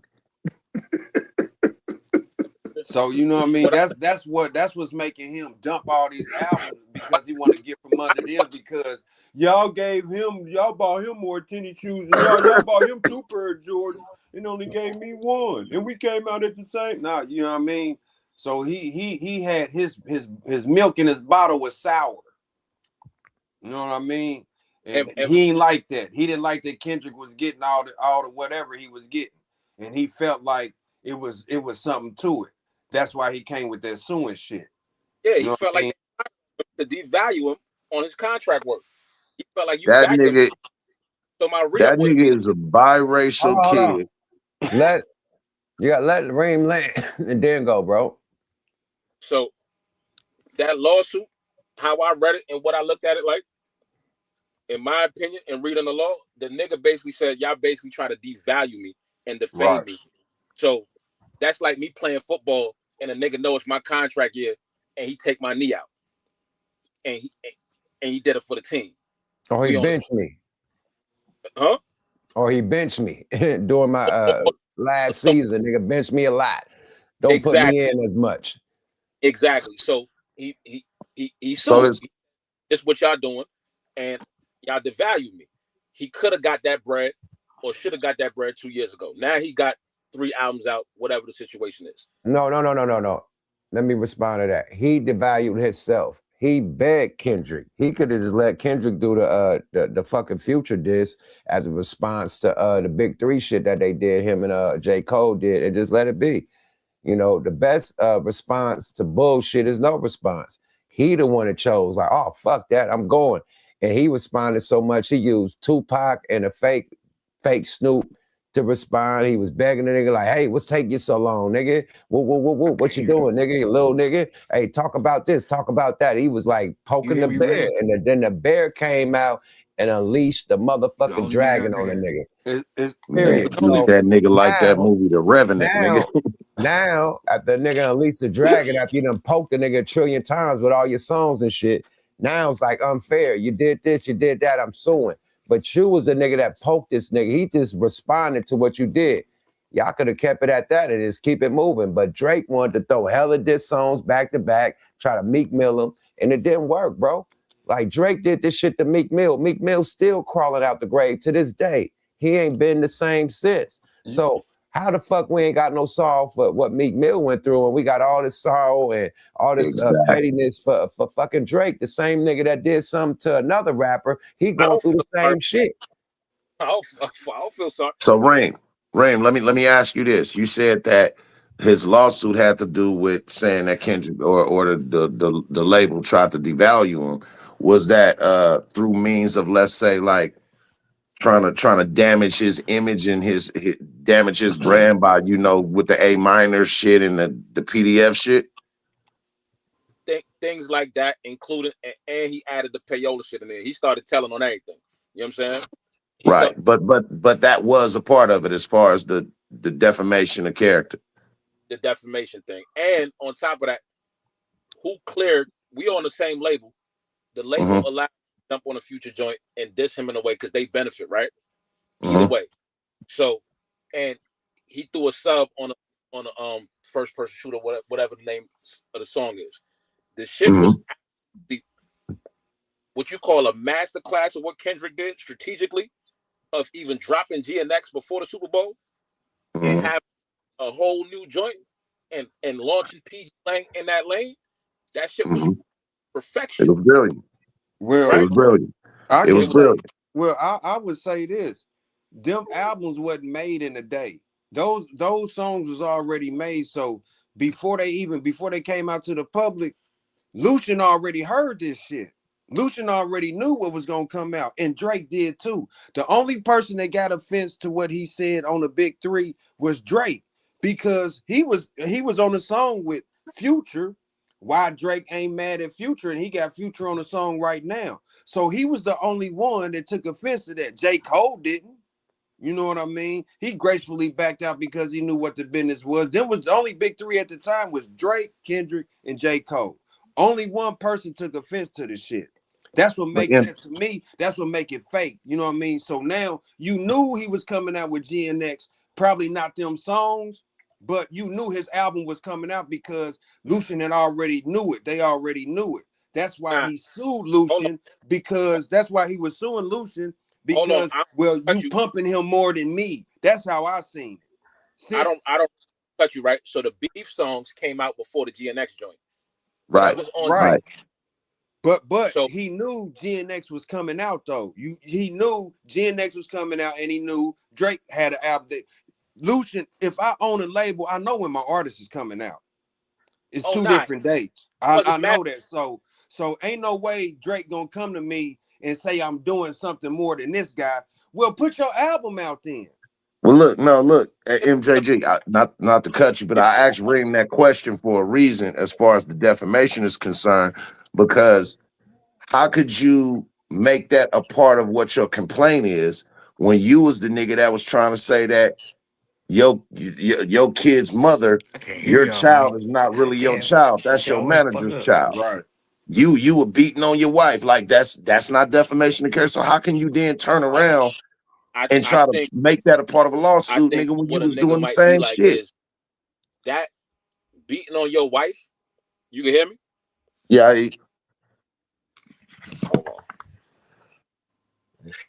I hear you. Hear me? Hey, yo, Yeah. Buckalino, tap in and tap back out. You said you couldn't, Miss Maniac, tap in, tap back out. He said he couldn't hear us and shit, so tap back in, my brother. Go ahead, Ray. Okay. So when a nigga say like, hey, the nigga beat on his wife versus a nigga's a pedophile, the consequences are different, right?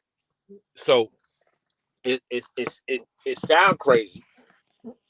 Which would you rather? Nigga say a wife beater, both of them are bad, right? But when you say a pedophile and pedophilia, you know, it's a motherfucker, right? I ain't saying the nigga right, you know what I'm saying? Because it's if you can't say you're right, then you're wrong. So my whole thing. From fucking Queens, my nigga. You was down with the biggest nigga that dissed every nigga in the industry, 50 Cent, nigga. For How real. the fuck are you saying this dumb shit right now, my nigga? You had the most disrespectful nigga. That was nigga, you was working with him, nigga.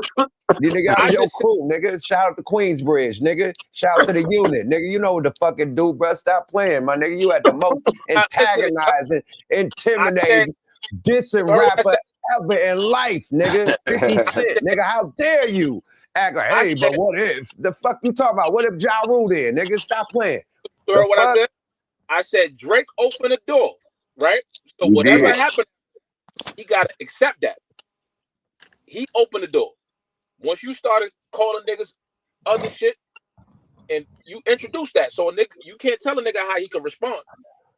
So then you're saying he didn't accept it. Because if he had to accept that, he wouldn't have never added that in his complaint. Right? And he used Lou Shane's own arguments against him.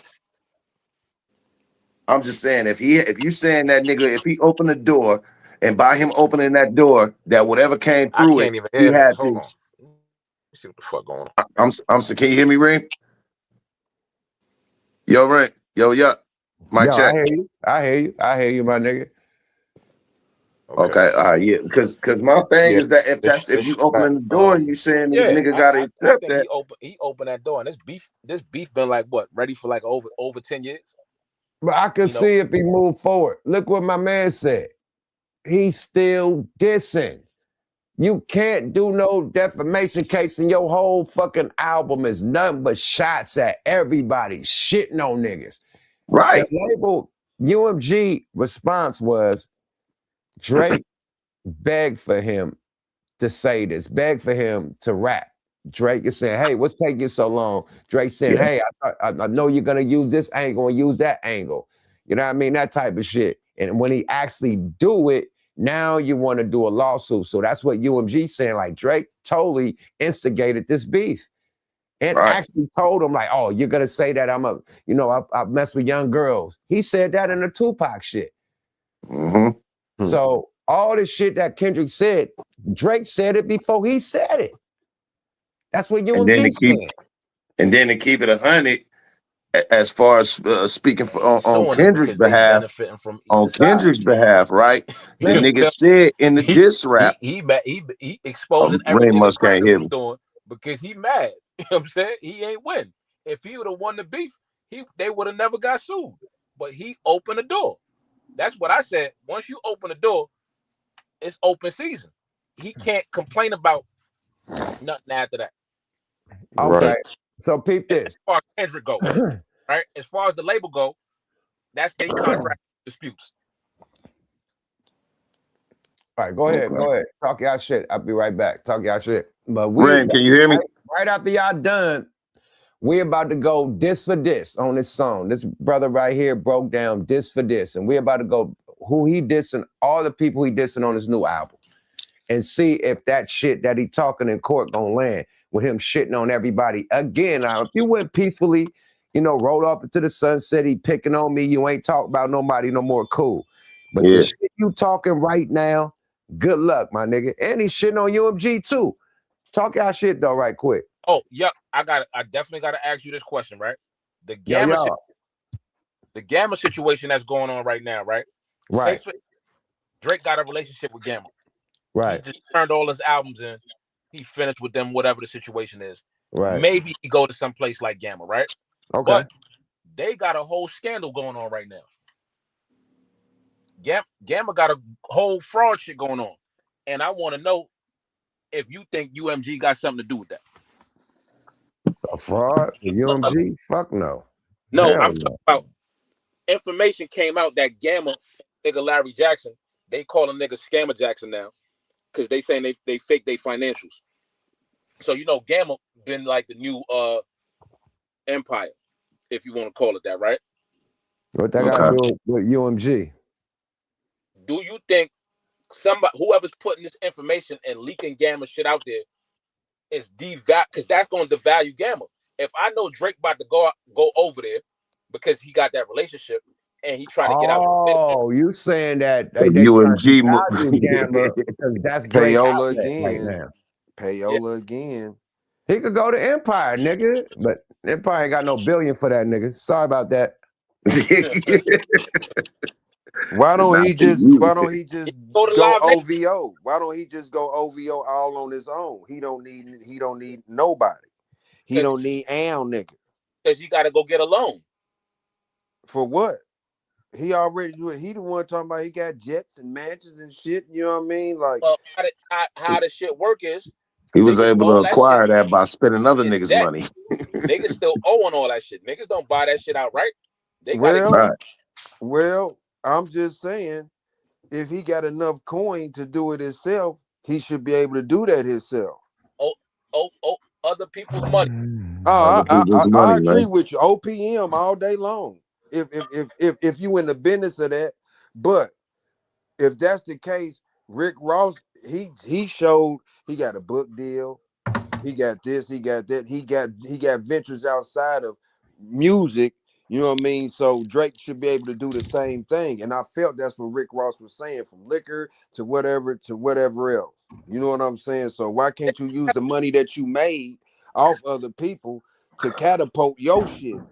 Because I spent too much money on buying jets and financing these big ass cribs that I gotta owe and living beyond my even as a Drake. So I'm glad you said that. The mansions cost hundreds of thousands to keep up. Like that makes him a liability then, don't it? Hell yeah. I mean, because I wouldn't want to, because I know you got more bills than you gonna have more bills than money you're gonna be able to make. Because that's the industry structure, right? Oh yeah. So we want you to have more debt, so you have to come back to us. Shit. No, Lucian wanted that. That's why Lucian gave him the Billy, because Lucian had. We didn't give him no Billy. Nigga gave him 400. Well, I'm just saying, you know what I mean, to make that Billy to get the 400 back, whatever he needed to do. You know what I'm saying? I'm just saying. So he had confidence in Drake to do that. And he had a 360. That's everything that involved that. Yeah, nigga. That's why he had to tour so much and work. Like, he had to work his ass off for that 400 milli, my nigga. It wasn't no easy task, but he recouped it all. And he nickel back. Now let's get to the content. You know, let's you know what I mean, get to the content. Like, let's go diss by diss. Who he's dissing. This young man, salute to him. What's his name? Big Jess LaFleur. He broke this shit down, man. Salute to him, man. Let's go diss by diss, man. Let's go. Complex. They listed every diss, at least the ones that we could easily recognize that he did on the album. Let's get started. Up first, we got Joe Budden on Make Them Remember. He said, I watched the scouts spaz him with a puzzle face. Who knows which one of his bubble-shaped teens I must have ushered through the double gates. Showed her the time of her life while broski having stomach aches. Hearing about good times at Lover's Lake. And send her back to you while you sleepwalking naked in another state. Ah, you'll live to see another day. And even if you don't, it's just another day. We ain't crying for your punk ass anyway. Yeah, he barred Joe Budden up right there. I'll give him that. You can't hear it either, right? No. Why he do Joe Budden like this? This nigga, wow, man. My nigga really venting out there, huh? He told Joe Budden up.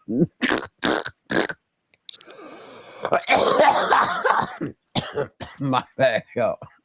He fucked him up. Let's go. I'll give him that for sure. I ain't no hater. He barred up Joe Budden right there. And that's the type of bars that I like to hear on the album, you know, but he did a lot of unnecessary stuff and we got to continue, but I like those bars right there. Joe Budden's going to do a Patreon tomorrow, a paywall, even though this album doesn't deserve it. The Skull already gave, plus Joe Budden's spot shots off the name. It's spent. Tell them tables turn. Now on that same song, Make Them Remember, Drake took shots at Dr. Dre. He said if Drake took out the AK, maybe he'd be in jail just based off the name it spells. What they say they just smelled, I heard they got special places in hell for niggas joking about evil when they did it themselves. Damn. Those is good bars. He said if you take the AK out of Drake, that spells Drake. And then he's saying that you see dead people and all of those things, but like, let's not get into your background, which is factual. Very, very factual. I cannot get mad at that. Dr. Dre pop. That was mild. I don't like that. Oh, if you take I spell Dre and I'll be in jail. That shit was hella mid. That was mid, my nigga. Like he reached with that when his back was hurt and he had a back anatomy. Like back out of me. Yeah, come on, Yeah, man. you gonna come at Dre off some 15, 20, 30-year-old shit. Go ahead on, man. That's what makes all that distant shit false. But You he know what I getting at mean? every nigga that was at the pop out. You notice his motherfucking hit list is every nigga that was on stage or either hung out in the crowd at the pop out. Well, now you going after all of LA then. You know what I'm saying? Because they ain't got nothing to do with what you and Kendrick going on. You know what I'm saying? They just there. But you what know I'm how he saying? finna look like a sucker? He finna look like a sucker because if you're gonna dress everybody at that pop out, 40 was there. That's what I was just about to say. And you got both sides of I bet you the ain't gonna gang say nothing culture. about him. You got Bloods and Crips. So how you gonna pick and choose which ones you talking about? Because if you talk about one from each side, you talking about all of them. You know why? And this shit is even still a thing now. It goes back to what I said at the beginning of this content, because that nigga Kendrick built a whole ass mansion in that nigga mind. I wonder what they go. I wonder. So you and then that's punk shit. Go after the motherfucker that came in your yard. Go after Kendrick. Don't go You're going after after all niggas the that ain't background. even rappers. Right. You know what I Like, mean? You come going, on, my nigga. man, like Let that. me make an announcement right quick, not to cut you off, my brother. Hold that thought. Rain, man, while you doing shit in the background, it's making a lot of shit noise on the mic, so I put you on mute.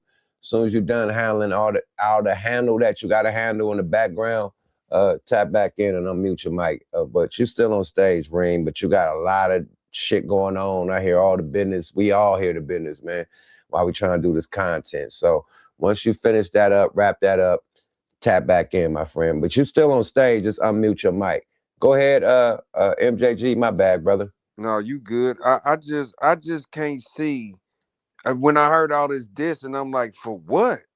You 2 years late, you know what I mean? And then you could have, when you was on all Aiden Ross and on all these streams and shit, whatever you had to say to Aiden Ross about Rick Ross, you could have said it then.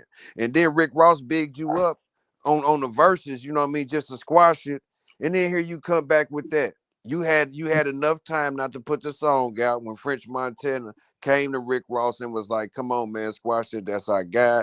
You know what I mean? So now everything he doing now is cry baby, sitting on the bench. And then let me make a public service announcement. We all rock with Drake music over here. It ain't no hating shit. We just saying what we feel about this shit, about the whole battle and up to the albums and the songs that he did up to now, the last 2 years. We just judging that. Drake got smackers. Back in the day, that nigga was like, you had to play Drake to knock a bitch back in the day in the club. They had to play that type of shit, and you gonna get on the dance floor, knock the bitch, pop your shit. So we ain't doubting or, you know what I mean, saying that Drake ain't that nigga. He's the number one streaming hip hop artist, you know, ever. You know what I mean? So we definitely gonna give bruh his flowers. So we just doing a recap on the album, man. And a lot of niggas is saying that it ain't what they expected. You know what I mean? He got on there, but a lot of people expected more, you know, and that's what everybody is saying. And we ain't no Drake haters, nigga. Drake gonna make paper whether we like the album or not, nigga. It's number one on all the charts right now. All 3 albums is charting number 1. So regardless if you feel like it's good or you feel like it's bad, that nigga still charting and beating their ass. Period. More of the story. This is our opinion and our reactions. You know what I mean? So when we disagree with something, don't think that, oh, nigga, fuck Drake, he a Drake hater. Nah, nigga, I'm just saying how I feel about the shit. And so is the stage and everybody on the panel. They just giving their opinions and their reactions off what they heard. That's it, bro. It ain't no hate, nigga. If I don't know a nigga, I don't nobody hate nobody. I hate niggas that fuck me over, nigga. You know what I mean? Like backdoor niggas that did me bad. I hate them niggas. Drake ain't never did nothing. I don't even know the nigga to hate him. You know what I mean? So this is the motherfucker reaction. You know what I mean? If a nigga don't like some songs or some albums, that don't mean a nigga a hater. I just don't like the music. You feel me? You know what that shit is, Yuck? That shit is birthed through sensitivity over the generations to now. And what I mean by that is that if you saying that I'm gonna use and show you how these niggas use the word hater too loosely sometimes, but only when it fits their narrative, it goes like this using a logic. Nigga, if you say that I'm a hater because I don't like that and I disagree with your opinion, and if me disagreeing with your opinion is what makes me a hater, then wouldn't that make you an equal hater because you don't agree with me not agreeing with you? And that worked. Nigga.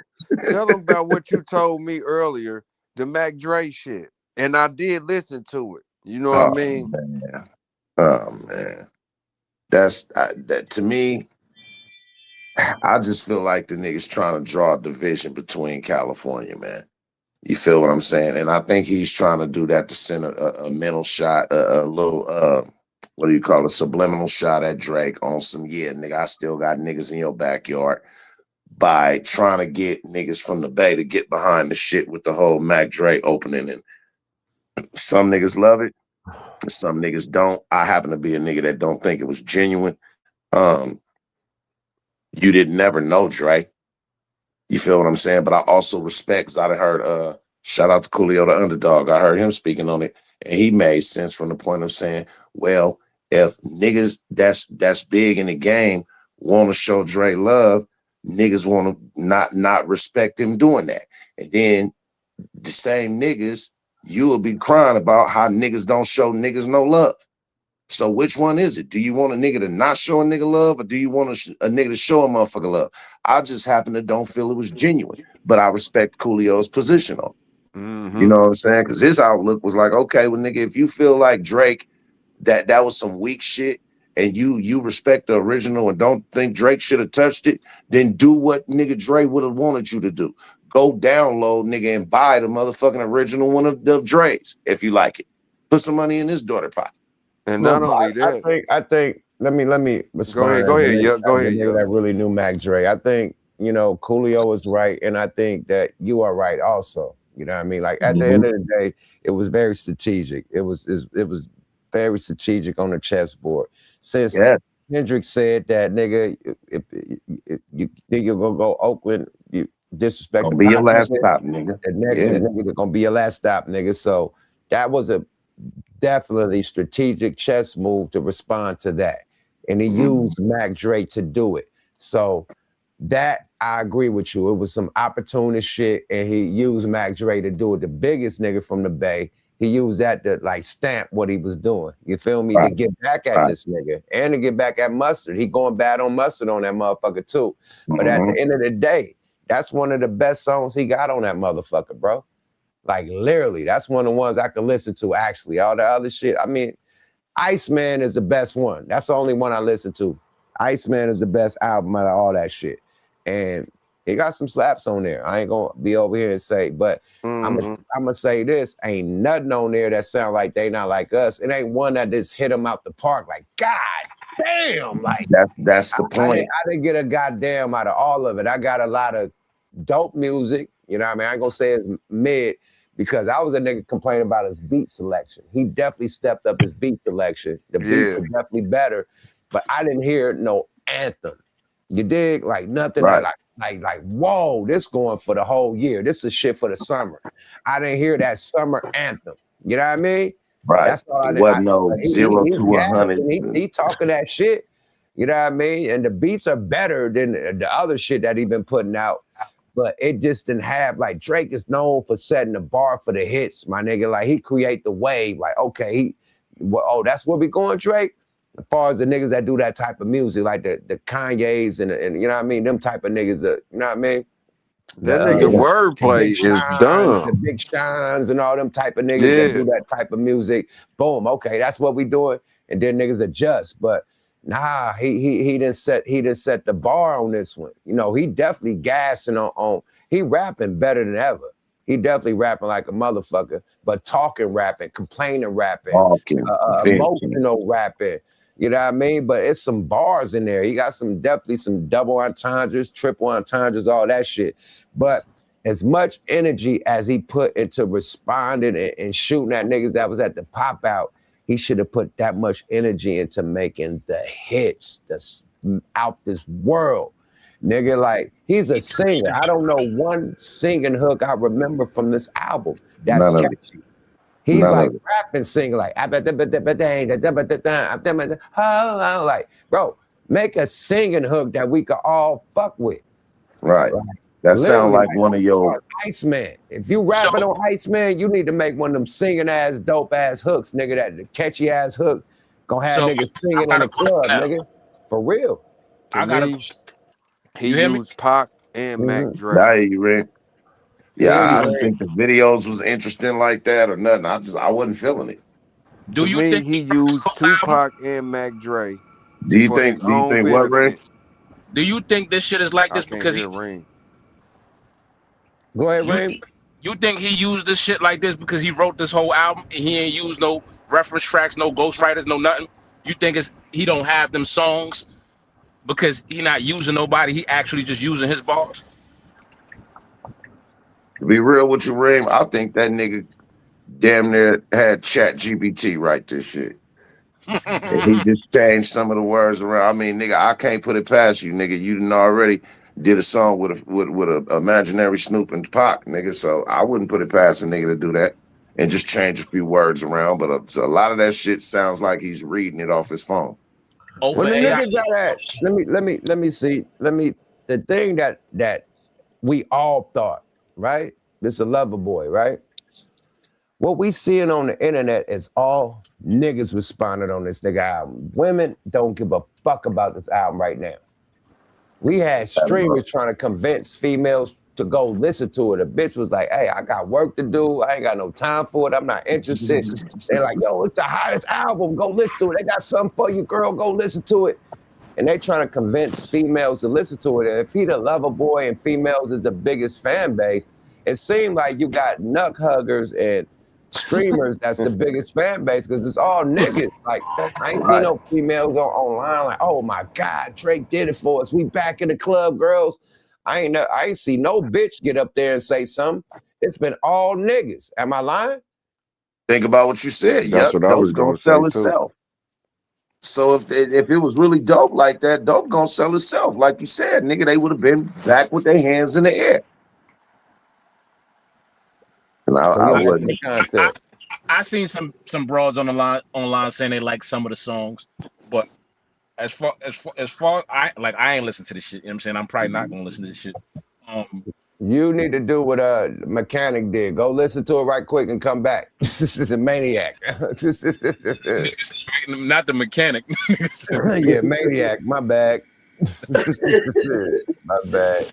I'm bad with names, my nigga. I be trying to remember shit. My bad. Just go do some homework and shit. In my mind, I can't remember niggas' names and these rhymes at the same time. What you think about Lucien as a big Jew clearing that shit with that Palestinian DJ Khaled Gaza shit on there? That was wild. Money. Oh, hey, man, we're not getting to no small hat talk, man. That's for Patreon, boy. You trying to get into some Patreon talk. I think he did that just for that too. Mate. Let's get back to the content, boy. Let's get to the disses. Let's go, man. The small hats run YouTube. You forgot, right? Let's go. Up at the pop-up, and he basically introduced the whole Not Like Us, which led to all the Crips and Bloods uniting on stage to tap dance on Drake's grave. DeMar DeRozan on National Treasure, we must have been dealing the spur of the moment, because why did we think that you could get us a ring? They bragging about how you went home The effort they on, Crody, we threw them away. G-Pop sent us a real one from Dago. And next thing we knew, we was doing parades. And that's all because DeMar DeRozan crip walked on stage, and Drake didn't like that because he thought that they had a personal friendship. We had a Pharrell and Pusha diss on Make Them Pay. I got all the chains that they ever repped in Virginia. I got niggas prized possessions. I get possessive on niggas. That one, I hated it because Pharrell auctioned off his jewelry. You didn't go take it off with his neck. Let's continue. DJ Mustard on the West Coast theme song, Too Hard for Radio. He said, must have heard about us. You gotta catch up to the slaps. You ain't had one since me and YG rap. Facts 900 million for the tracks, Rack City, bitch. We remember that. Yeah, you should try and get to that. I mean, not like us is diamond right now. You're not having a hit since Rack City is kind of crazy. What the fuck did he just say? D said Must ain't had no hits since Rack City. That's what make me think that all this shit is old. You know what I'm saying? This shit is Chat GPT. I don't give a fuck what you talking about. Network right. This shit some Chat GPT shit. Come on, man. That shit is old, man. That shit. I mean, look at it like this. You talking about you sitting on niggas' prized possessions. Drake took you and broke you over his knee, nigga. He got your prized possession, which is your motherfucking mind. So all them trinkets a nigga talking about, bro, this nigga got you over here swinging wild with a bag on your head. Pinata. I hate when people use Chat GPT to respond to me when we argue. Right? Like niggas ain't gonna know that. Like we can hear it in that robotic ass way of like, come on, my nigga. I don't even got Chat GPT, man. I don't even fuck around like that, bro. I don't even fuck around with the little AI shit. I think it's some demonic shit. I don't even want that shit on my phone. Period. Pinata. What you say? Network? You Tony? A pinata. Let's get back to the content. Let's go. Jay-Z on Janice STFU and Whisper My Name said, we know how you OGs rocking already. My nigga, the jig is up. I'll take the 500K, not the dinner. I never learned shit from none of y'all. Hold on, he tried this Jay-Z. That nigga bet boy. Hey, Jay-Z been chilling. He gonna come back and go through everybody. Dame, Drake. He done threw Jay-Z the ultimate alley-oop. Now I'm anticipating his response. Now we're waiting for Jay-Z album right now. He lined Jay-Z up perfectly. Cake. But look, let me finish right quick. Did Jay-Z line him up perfectly with that interview? Did he know that he was going to be emotional off that interview? Like, nigga, I don't give a fuck about how y'all beef. Nigga, I'm fucking Jay-Z. Like, nigga, I don't give a fuck about, go at it. You know, Jay-Z saying that, the blueprint. Him saying that, let me finish. Him saying that, he knew that if Drake was tripping off niggas just being at a concert, he definitely gonna trip off of this. And he gonna jump off the motherfucking bridge. And when he jump off the bridge, you know, Jay is rolling out. You know, all of a sudden, Jay is doing interviews and shit. Jay about to drop. Look, yeah, that's how Jay-Z is about to drop a new motherfucking album. If you don't know, now you know. And this nigga that's alley-oop. Oh my Lord. Jay-Z is getting mad. Jay-Z is getting mad. Watch what Jay-Z do to this. That's all I'm gonna say, man. He fuck with the wrong nigga, boy. LeBron can't rap, but Jay-Z can rap his ass off. Good luck with that one, my brother. And he'll go get LeBron. he'll go get LeBron and write him a verse for him. LeBron will be in the video with the nigga riding in some futuristic shit that's like a spaceship, a type that ain't never been out, nigga, like a sample of a car that's supposed to come out in 2035 or some shit. Hey, they're gonna be driving that bitch down the road. That new Mercedes with all the glowing lights with the glowing tires and shit that be riding around the old see-through with. They gonna be riding the video on that motherfucker nigga talking shit. Hey, Jay-Z said LeBron in the back seat of that see-through Benz with the big glow in the dark. The one, you know what I'm talking about, right? Yes, sir. That look like Tron. Yeah. Hey, yeah. They gonna be riding that motherfucker talking big shit. I'm telling you, Jay alone, blood. They gonna be in space doing a video, nigga. Like they gonna shoot up some shit like Amazon, like like Bezos sent his wife and them up in the air, nigga. Jigga gonna do a 2-minute video of him and LeBron in space. Remember, he said he's over niggas' buses. Hold See, on. listen, I'm y'all over your must don't bus. know how strategic Jay is, nigga. Jay ain't gonna do none of that. Jay just gonna do a video with Kendrick. Nah, With what all y'all, three of them, nigga. He gonna have Kendrick, remember DeMar when he DeRozan, and LeBron playing 1-on-1, and he the gonna be nigga Jay rapping, nigga, already like dissed as him. a commentator. Him and Kendrick, You said goddamn. what? I'm giving them ideas. Jay already dissed him. Jay was the first one that dissed him on the shit with him and Jay Electronica when he called him nigga the Yaku. He said I'm chasing the Yaku back in the cage. Nigga called him a Yaku. He said sorry, Mrs. Drizzy, for so much art talk. Remember what this back in the days. Jay was the first one to really diss that nigga on some. It got real racial. That's why I said they want to not see me at the top and do my doo-doo. Like I'm a Jew, they want to not see me at the top of the mountain doing my doo-doo. Okay, when I do the do, some shit. The nigga dissed him on Nigga We Made It with him and Jay Electronica on it. Okay, all right, so this is a rebuttal. So Drake is shooting back. Okay, let's get back to the content. Years ago. Okay, well, Jay gonna shoot back. Watch this.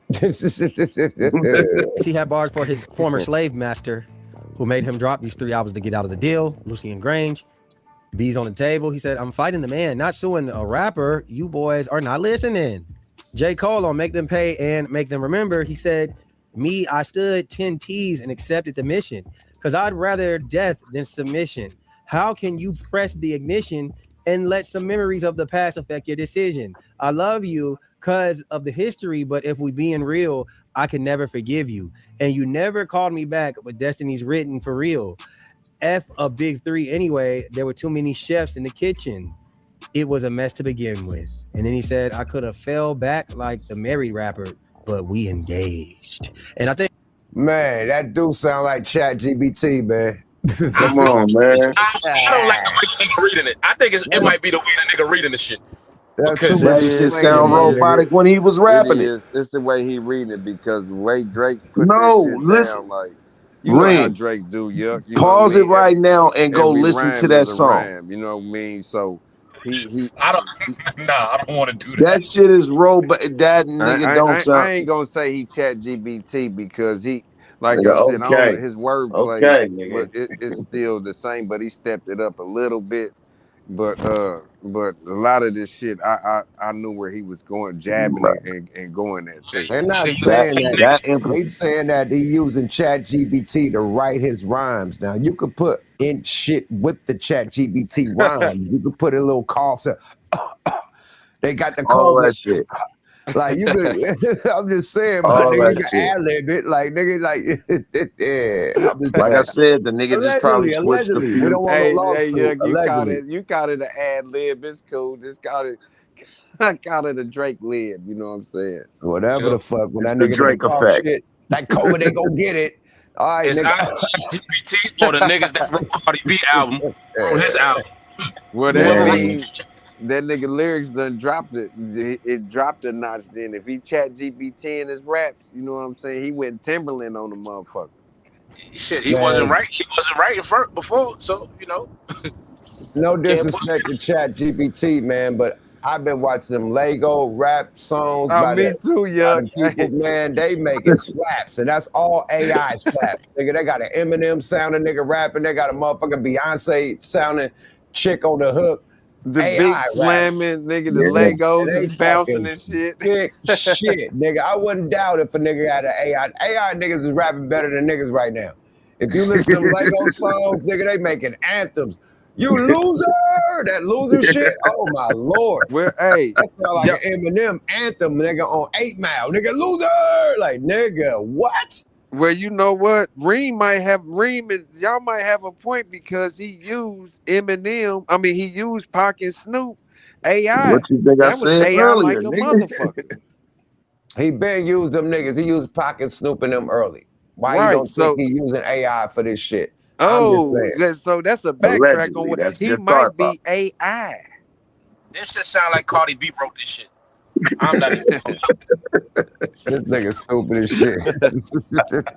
No, I ain't gonna have you stoop that low now. You know what I mean? It ain't that low, my nigga. That's diabolical. He said Cardi B is wild. Because Cardi B got Probably one of them other the two friendly albums. ghost writers. A lot of She them got songs was Phantom melatonin, my writing. nigga.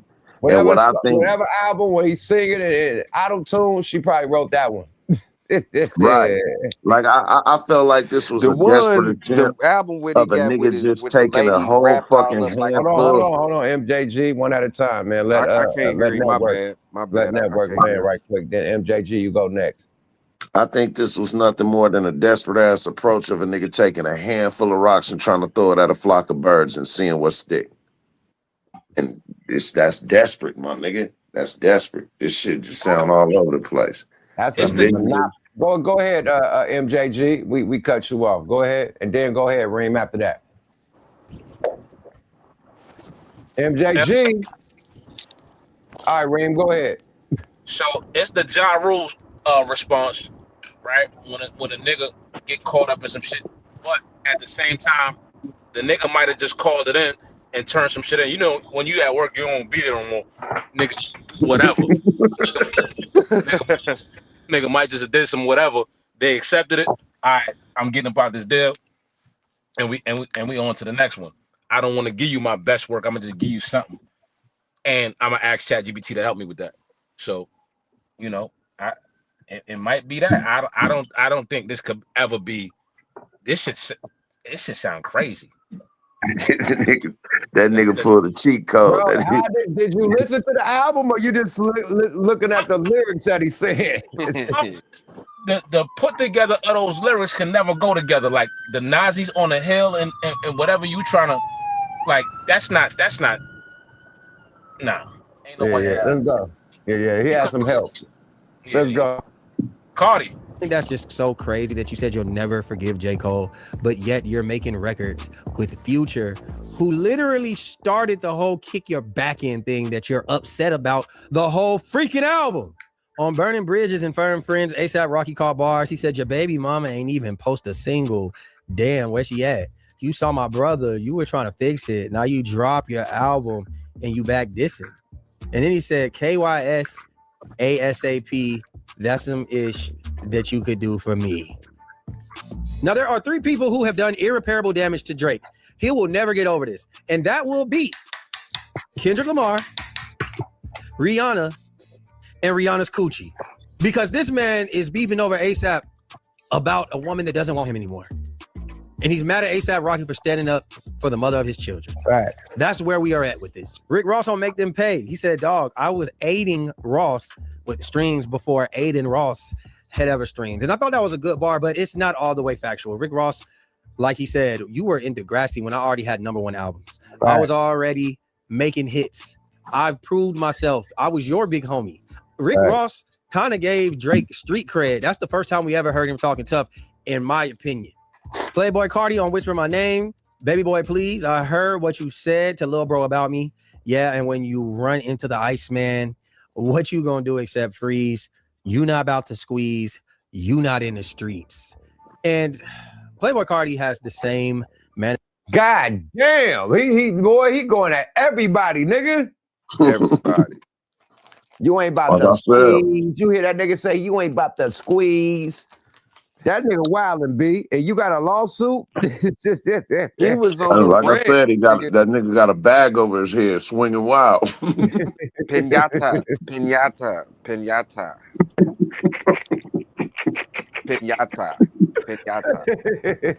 And he pissed me off with that motherfucking Wrangler gun he had when he was at the ranch and shit. Shit, nigga, like. And I felt like he was taking a shot at some Texas shit. Like I'm at the rain. I got Wranglers and cows and horse dances and shit and everything else. I'm like, come on, Drake, man. And then the pool with 1,000 guns. Like what? Pick one. That shit was horrible. I was like, nigga, pick one. Now, how you gonna shoot all them motherfuckers, nigga? This nigga was standing by a pool with 250 assault rifles. Did you see the nines and they just right there like little bing bing bing bing. That shit was so. I'm like, bro, what does this have to do with the song, man? They're like, this shit is wild. Like, You only need nigga, one of them did guns. AI do your videos too? Yo, I just seen a video with the nigga is going to like a funeral, nigga, and they all riding hella trucks to the funeral. He walked through the little graveyard with a chick who got buried, nigga. This motherfucker's in a dune buggy Did you racing like horses. watch yourself get buried and then you like reincarnated? Like you watch your old you and it's the new you, like reborn? Like what was the purpose of that fucking video? He in the dune buggy racing horses and shit, nigga, rapping with a pretty bitch. That shit didn't make no sense, my nigga. I'm like, this nigga got a goddamn futuristic doom buggy, nigga, with is with the big big mountain going on in the background. You see them big ass gloves he had on, That nigga? show you that he's disconnected, man. That nigga is fucking disconnected, bro. Literally, that's all I can say. He gotta be disconnected doing shit like that, bro. Was Michael Sorry in the building? Was that a ball, yup? Huh? Did the What'd you say? disconnect?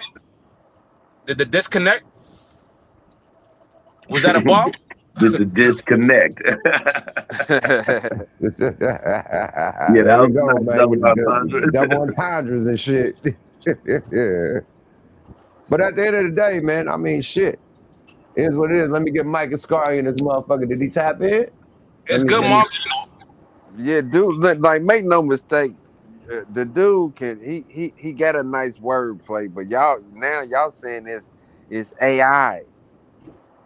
Well, what I'm gonna say is that the worst part about putting this album out is that you got this little demonic entity, this demon running around the industry named Kendrick. You didn't give that nigga some time to sit down and analyze your shit, and he gonna do it to you again, dummy.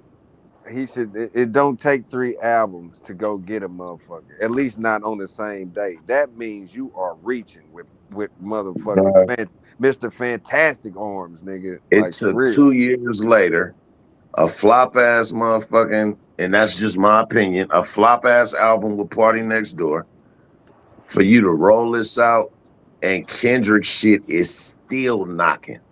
That album is a 10-year album.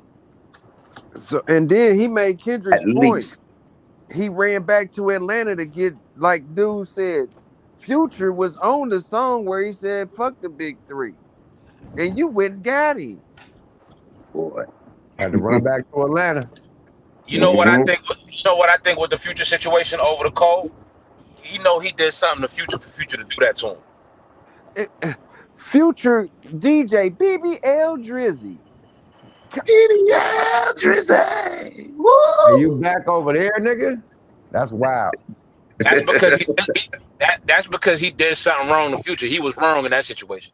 No, he did something with Metro Boomin, nigga. Yeah, Metro Boomin can't stand him. Yeah, he did something with Metro. Him and Metro had some problems, and he still ain't revealed what the problem is, but it's him and Metro that had a problem. Metro know what the problem is. It was that BBL Drizzy. Facts. Let's get back to the diss songs, man. Let's see how many more niggas he dissed on this motherfucker. He going ape shit, man. He dissed everybody. Shots, nigga. Shots fired. Let's go. As the weekend, so maybe that's has some kind of link. But what I will say is, I remember seeing a whole bunch of videos of Playboy Cardi. Playboy Cardi got some hands now, and Drake be just talking like he's so tough. And I don't think anybody's scared of Drake. I think Drake relies on his militia of friends that he pays to do things for him. So this is why I automatically just throw this to the wayside, in my personal opinion. And we got 2 more, and this one right here irritated me the most because DJ Khaled ain't did nothing, and that's exactly why Drake is mad at DJ Khaled for doing nothing. Like, damn, I guess nobody was really thinking, where's DJ Khaled at a time like this, except for Drake. And on Make Them Pay, he said, and Khaled, you know what I mean? The beef was fully live. You went halal, and you got your dean. And your people are still waiting for a free Palestine, but apparently everything is in black and white and red and green. And it's like, now, what if Khaled wanted to sue for defamation? He named them now. I was thinking he was being real tricky without naming niggas. He named Khaled. What if Khaled come with the defamation? Would he be wrong? Defamation based on what? Why do he think Khaled got to say something about a political situation? You know what this tell me? Khaled got so much money. he ain't studying shit. He ain't worried about nothing. You know what this shit reminds me of? Two niggas in a boxing ring and one get beat up and get out the ring and get mad at the whole crowd for not helping them box. What did Finesse say? Hit me, hit me, I'ma bite you. I'm a fire. Yeah, fire. Hit that foot. Like, come on, my nigga. Like, nigga Kendrick hit too hard. Nigga, right. Nigga hit me Like too this hard. nigga. hey, Kendrick, I don't want no problem with you. But that girl behind you, I want to fight her ass. I'm gonna talk crazy when he leaves. That nigga, this is crazy. But this is what happens when you built a mansion in a nigga's mind. Hold on, Boy, man. he got acres. Not only is he going at everybody who didn't respond, didn't help him out, or everybody was at the pop-up, this nigga got a lawsuit, lost the first one, and doubled back and suing again. Like, yo, man, come on. I don't believe you need more people. Keep popping shit. Now, if you didn't sue, boy, you're going there. But you sued, my nigga. If a nigga respond to you again, it's another lawsuit coming. So it's like, you feel me? You see the other play. Yeah. That's another chess move. If a nigga talk shit about me and respond, I'ma sue him too. Right. I think we had If a nigga go too crazy, if a nigga go too deep and expose too much, I'm gonna sue him. You feel me? Yeah, that's it. He nobody's destroying his character like he is. Kendrick made this nigga be his own worst enemy because, like I was saying earlier, nigga, you was a biracial kid, and up until a certain point, this nigga Kendrick made you start acting like your mama more than your daddy. So now you suing niggas and shit. You feel me? Now you practicing jujitsu. Nigga, he got his mama on one of them album covers, nigga. And his father. Yeah, That's the one. That's the album. I stopped after the third one. I'm through. I said I can't do it. I ain't. But the even reason why I go said he to it. acting like his mama, because his mama is jujitsu. Hey, she the one wrote some of them rap. That's what he practicing. He practicing judo right now. Self-destruction. You're headed for self-destruction. I'm gonna use those words you heard. Jiu-jitsu. Let's get back to the content. He put a new coin, man. We ain't gotta say small hats no more. Let's go. Jiu-jitsu. Like Drake, you got some Jiu-jitsu, man. That judo, man. Because when have you talked about any type of black injustices in America, in Canada? When have you talked about anything going on with your Jewish people? You don't speak up. All you do is run your mouth and sneak diss other people.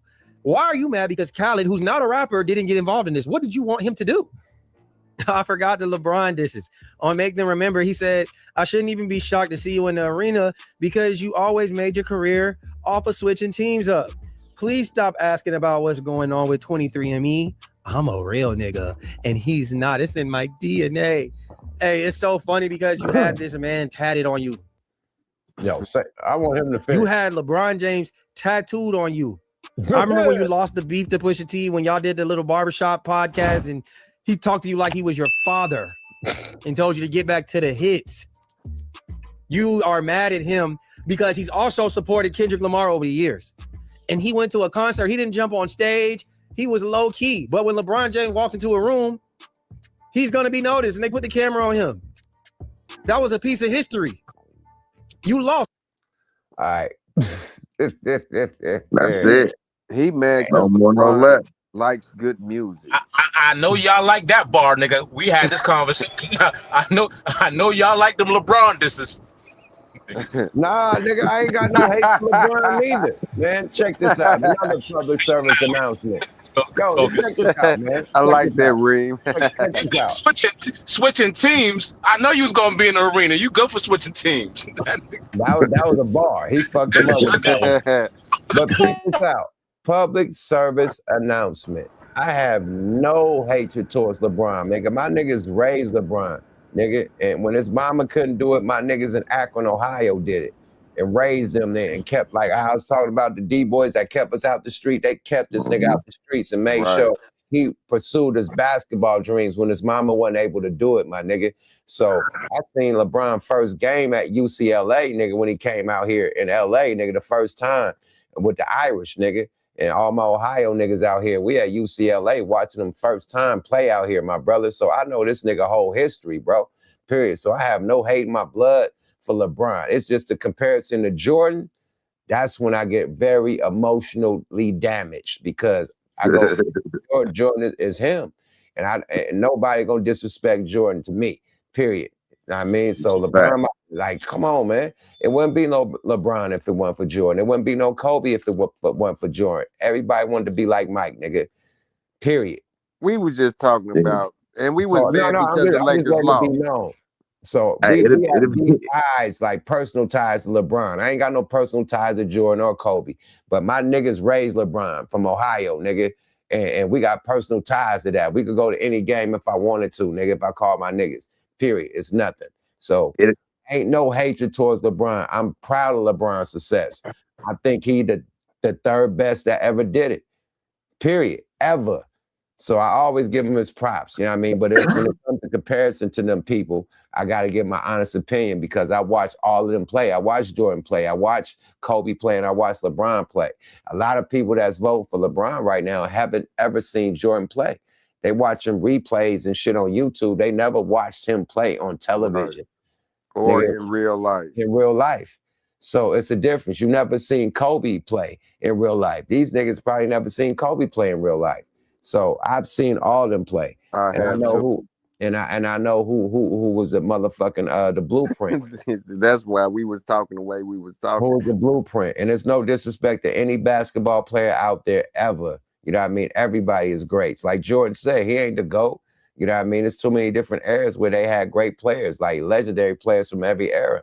So he don't even put himself in that category. But when it goes to that argument, I stand on business about Michael Jordan because he is the best that ever did it, my nigga. Period. And to build off of what you said, there's one more thing else that wouldn't have happened without Jordan. It wouldn't be this many motherfucking Hall of Famers in the Hall of Fame without no motherfucking rings. without Jordan. Another thing it wouldn't be without Jordan. All these niggas wouldn't have. Let's talk about some economic shit. It wouldn't be none of these Nike deals they have if it wasn't Jordan put Nike on. Everybody was wearing Converse and motherfucking Adidas and shit back then. Am I lying, Ring? The standard. Shit. They had to values, all kind of shit. No, nigga, they was wearing Converse and fucking Adidas. That's it. Flat. No, Yuck, hear what I'm saying? Those were the regulation sneakers. So remember when Jordan started wearing his sneakers, he was getting fined every game. No, he was getting fined. He sure was about them black and red ones, them Air Jordans, them black and red ones. He was getting fined like a motherfucker. He was getting fined every game for wearing the motherfucker. So he put Nike brand on, nigga. Period. Yeah. He put niggas on for them sneaker deals. Outside so now you fast forward time to right now, niggas wouldn't be getting no $200 million deals if it wasn't for Jordan lining that up. And to this day, his shoes outselling all they shit. Drake would put together. Drake wouldn't be talking about LeBron if it wasn't for Jordan. Come on, man. Let me get my nigga Mike Ascari. I see my nigga in the building. My bag, Mike. Yeah, Mike, what's happening with it? What's up with the guys, man? Salute. Come on, man. Salute, Brad. I hear Yes, sir. Okay. Salute. What's y'all on, man? Man, we talking about this melatonin. Behind the walls. Say that again. I said, was you able to hear? Let me answer myself. Was you able to listen to Drake album while you was behind them walls?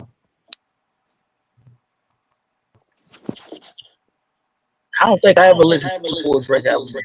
I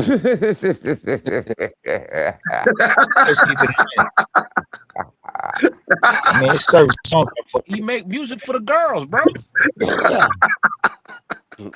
Man, that nigga was on Degrassi, man. I can't, you know what I mean? Like, I can believe the Casanova shit, but the other shit, man, it's just unbelievable.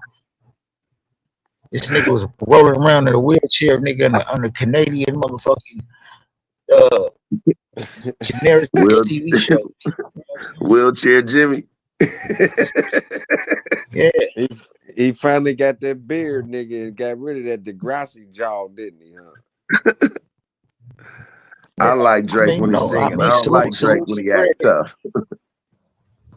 I ain't hating on him. I don't hate him or nothing. It's just this shit. I mean, I fuck with J. Cole way more I fuck with him. You know what I'm saying? Definitely Kendrick. I think J. Cole will be better than him, in my opinion. That's what's up. Let's get back to the content. Speaking of Kendrick, man, let's hear what Drake had to say about Kendrick. Let's go. Little nigga, get over it. Savannah don't even got that nigga tattooed on her.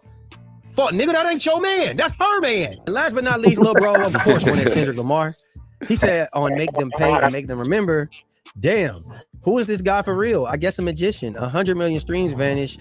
No one got questions. And then he said, and Muggsy Bogues dunked for once. Even I'm a bit amazed. Ooh, more short jokes. And that wasn't just it for his stuff with Kendrick Lamar. Actually, I was... Hey,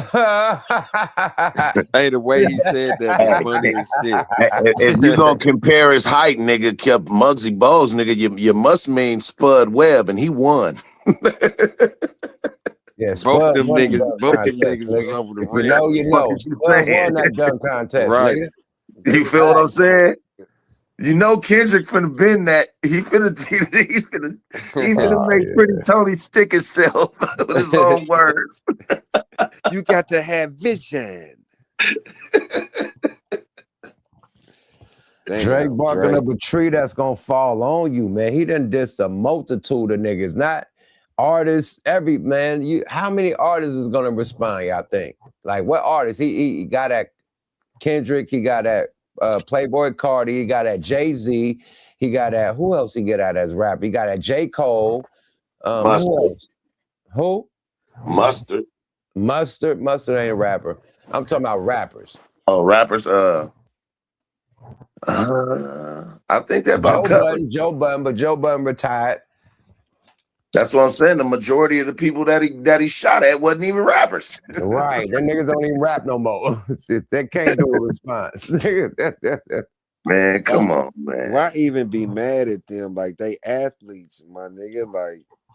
Like the worst shit is nobody say nothing to this nigga. Oh, that'll probably. Hey, I do got this question for y'all though, right? You know, y'all remember how he was paying homage to Mac Dre and shit, right?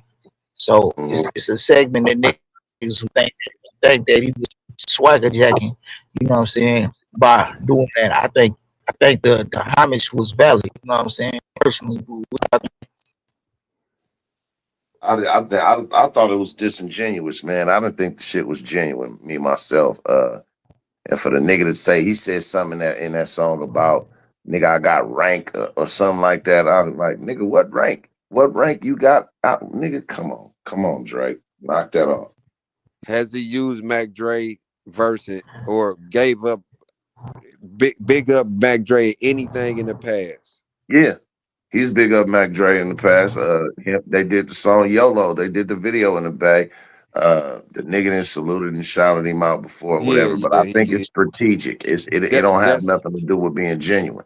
Right, because he did it. I just keep saying because he did it. He used Pac in the way that he shouldn't have used Pac, and so now he using another person that done passed away from the Bay the same way, just by bigging him up the verse. Now, if he was doing it like how he done it in the video, it's different, and I feel both sides. You know what I'm saying? But I just think he's using that as a tool to tell Kendrick, nigga, I can still go to the Bay. Fuck what you talking about. And then not only can I go to the Bay, I can use Mac Dre too.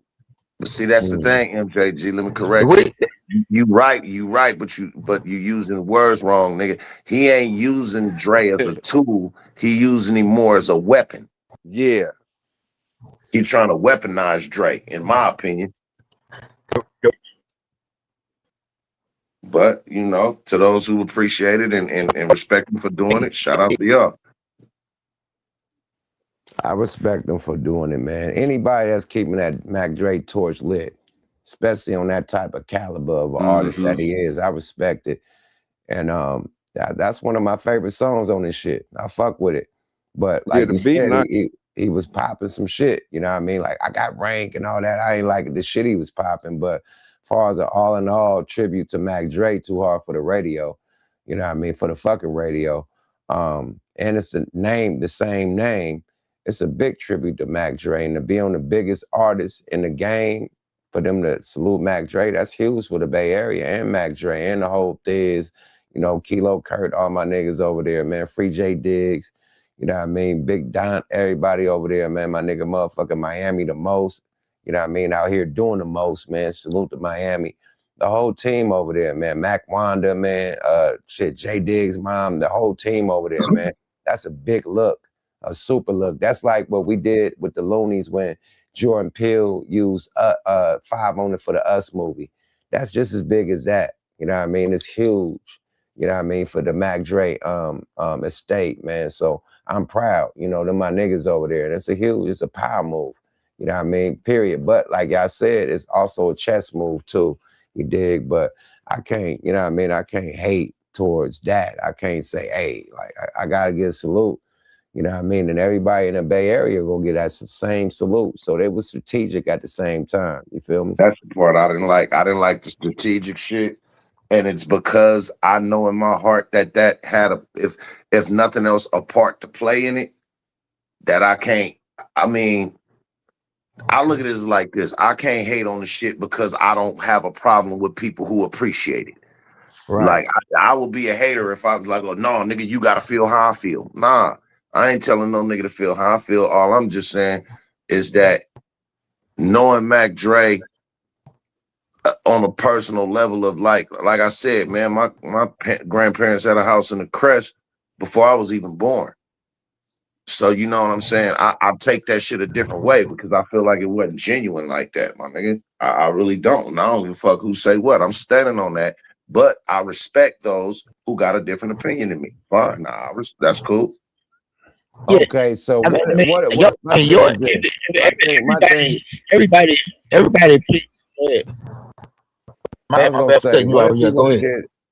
what if he would have did a Too Short or E40 remake? You know what I mean? The last album he did he said all the Forte raps and he shouted out Mac Dre and the same thing. Like he fucking with us. Like why would a nigga be mad at that? Well, only thing I can say. They said, "I see you in court, nigga." The only thing I can say, and I feel where Network is coming from, is because how he used Tupac, and then when Kendrick came back and said, "You know what he said about disrespecting Pac in the Bay." Then he comes back and then like, well, I'm gonna one up you with, you know what I mean? I know they gonna fuck with me if I use Mac Dre.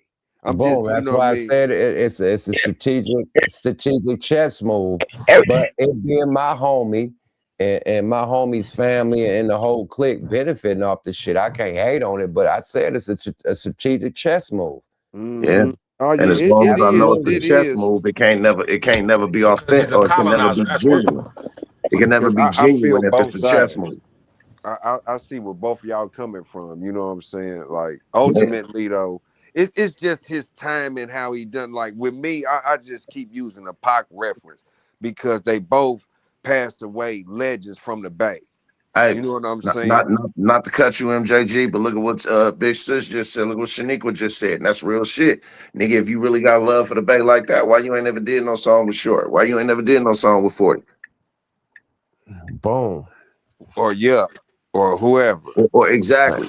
I ain't even put myself up there. No, we just saying Bay niggas. But no, you are from also the Bay, a Bay fixture. You from the Bay. You get what I'm saying? I think how niggas make hit. Man, I'm a rapper, nigga. I'm not like a club rapper. But if you make it club slappers, you need to fuck with 40, Short, or Keep the Sneak. Right. And why hasn't he ever done that? If you got that kind of love for the Bay that you say you do, but you ain't never fucked with none of the artists from the Bay. And see what I think. Now, P-Lo did the beat, but yeah, so okay, yeah, you got some production from a nigga from the Bay, but you ain't just never did no songs with no ambassadors, with no fixtures, with no niggas that's Mount Rushmores of the Bay, nigga. So how genuine really is it the love? Second verse should have been a nigga on the bay, a nigga from the bay. Like when he said, You "Hey, feel slow what I'm down, saying? little boy, let me show you how to do it." That verse should have been like short or 40. He would have had niggas going. And Short said, "Hey, I mean, if 40 came in, I would have been doing. Hey, like it would have been crazy." Like for real, like why he didn't like Keek, nigga, like it would have went crazy. Like he could have left that second verse for a Bay Area nigga to get off. One of the last. Russell, anybody, right? Too Short could have came on some Too Short could have came on some player shit. Like either one of them three coming next. Would have put the nail in the fucking coffin. Like, no, he didn't. He got Fonz on there. He got Show. That nigga went and got the sneak.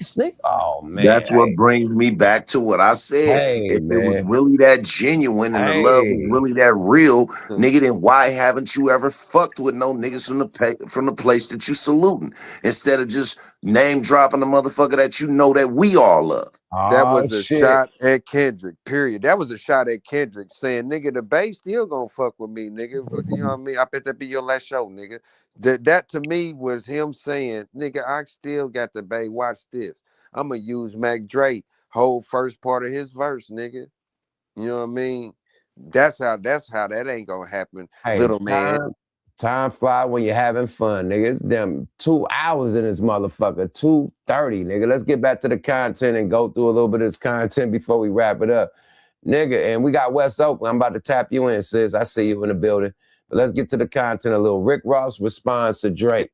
Let's go, y'all. Salute to Urban Politics, man. Big Ant over there, fucking with it over there out there in Texas, man. Down south, man.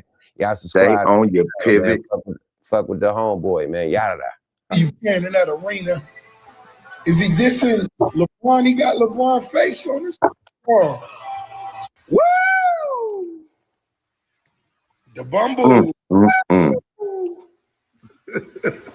is going down. I need some ice, man.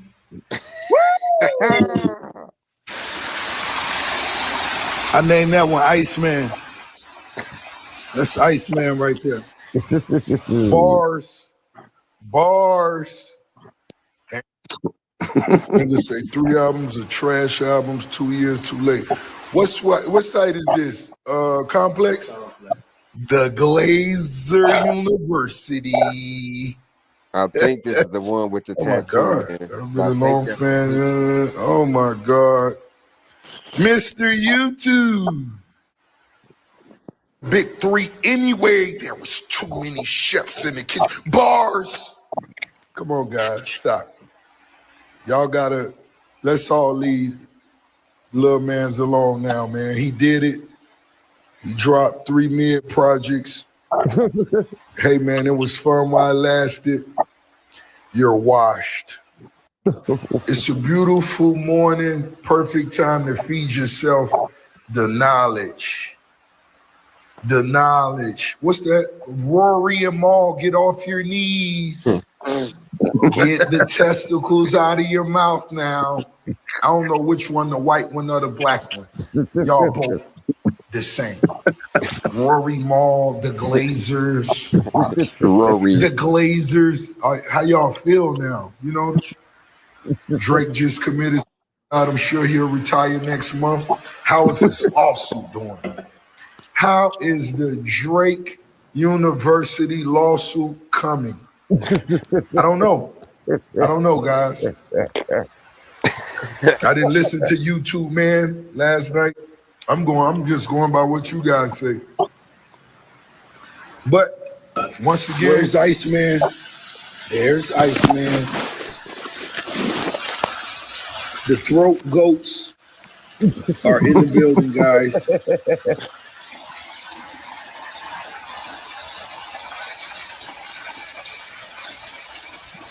RIP to the Drake stands. Can only imagine what that feels like. Well, I really couldn't. But for those that didn't know, I was a big boy making big boy records when homie was on Degrassi.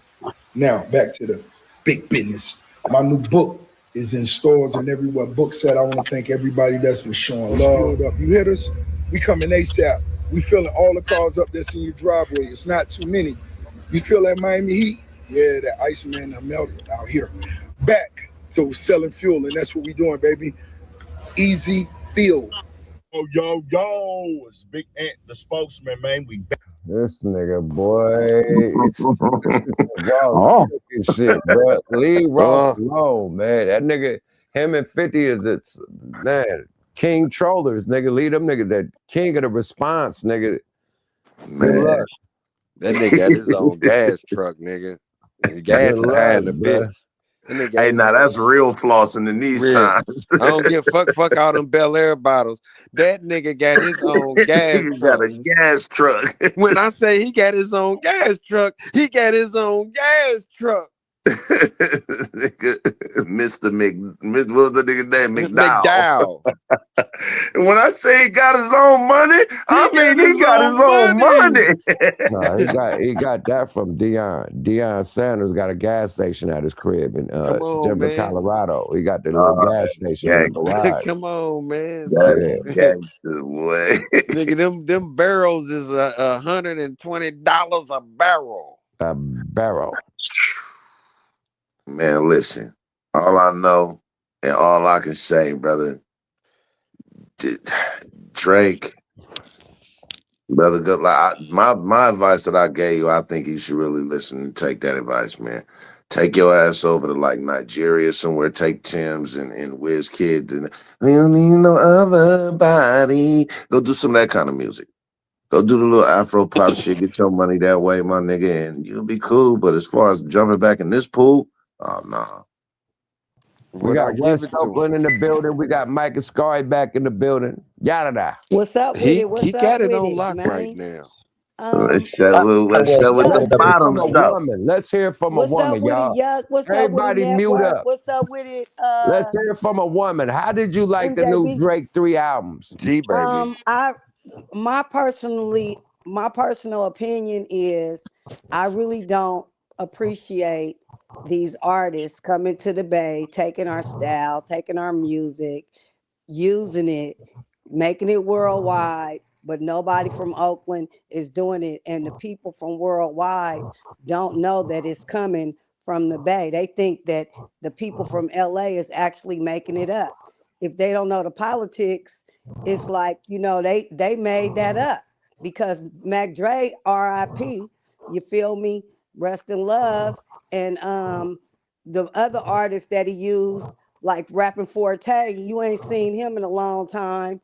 And so the people that know Rapping Forte, you know what I'm saying? We know that that's his lyrics. But the people that don't know Rapping Forte, like the YNs, they don't know that that's Rapping Forte. So it's like he acting like he wrote that himself and he coming out with it himself. I just don't like the fact that they come to the Bay Area and steal our stuff. It's just not, they don't give us credit. They don't put no money in our streets.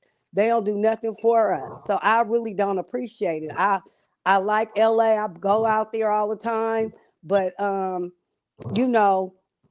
just don't like that. It's just like, because we ain't out there trying to, well, now people starting to want to crip walk and all that stuff because Jamie Foxx made it popular. But we ain't tried to do no stuff from LA and the Bay. We do our own thing. So I just think that they should stay in their own lane, do their own thing, do their own type of music. Let us But Drake live. not We from got LA people though. coming up. Huh? Drake not from LA though. Drake from Toronto. I know, but Yeah, what I'm saying is Kendrick Lamar from LA, and he did the same thing. DJ Mustard do the same Kendrick thing. had, hold on, sis. Kendrick had niggas from the town at the Super Bowl. And It don't E40, matter. E40 It don't matter. hosted his shit. He how much money have he put in our city though? He put some money in a lot of them young brothers' pockets, man. He fuck with Mozzie. He fuck with Mozzie them from Sacktown and all up there. You know what I'm saying? Plus he had hosts. It's fine. The song is nice. But the thing is, it's a person. Yo, Mike. Let her respond. Let her respond, Mike, and then you respond. It's fine. It's fine. The song is nice, but it's somebody from the Bay who already had that song. they just taking people's songs and remixing them, and I don't like it. That's all I'm saying. So that's my opinion, my You got, perception. yeah, you got. And nobody else have to agree with me. That's just what I think because I'm from the Bay. It's rappers trying to come up. It's rappers out there from the Bay that's trying to come up. And when they try to use their style, or if they make a song already and somebody like Drake or Kendrick Lamar take it, then that person don't even have a career. That's messed up. I'm just looking at the realistic part of it, not the part of it's great music, the part that who you stealing from and what you took from somebody else. That's not cool to me. Right. Oh no, I can dig it. I can dig it. So if all right, so do you think by Drake doing the shouts out to Mac Dre and redoing his song and all of that, do you think he should have also reached out to do something like projects with artists from the Bay Area as well? Yes, sir. He should have because he at any right. Because basically you're taking a song from the Bay Area and you from Canada and you taking a song from the Bay Area and not even putting no Bay Area rappers on or anything. Right. He could have put it's what remember he did that picture with Guap Dad? He could have put Guap Dad on. He from the Bay Area and he a youngster trying to come up. He could have Right. put Too Short on. He could have put Rapping Forte on, the person who he stole song that ain't on no more. Like you ain't Right. bringing nobody Right. out. He could have put Yuck Mouth on. He could have put anybody on from the Bay, anybody, but he didn't. So what I'm saying is they're stealing, and we ain't they slave. It's like to me, it's like they take our stuff and use us, but don't give us no credit, and it feels like we're slaves to these people in the industry, and it's not cool. If you're a real artist, you should know how to write your own music. Bring your own style out. It's okay if you do a remix to an older person like Rick James or somebody like that because they OGs. Everybody already know them songs.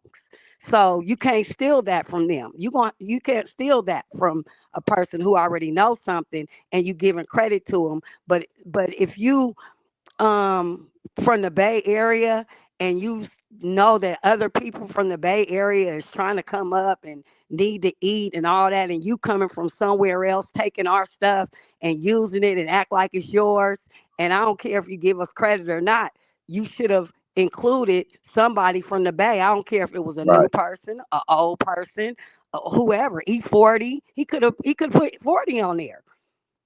He could have put anybody on there, although it's still not cool. If 40 would have came out with the Thiz, then that would have been more respectable to me because 40 from the back. And Right. yeah, and he would have put Drake on there on the remix or something like that.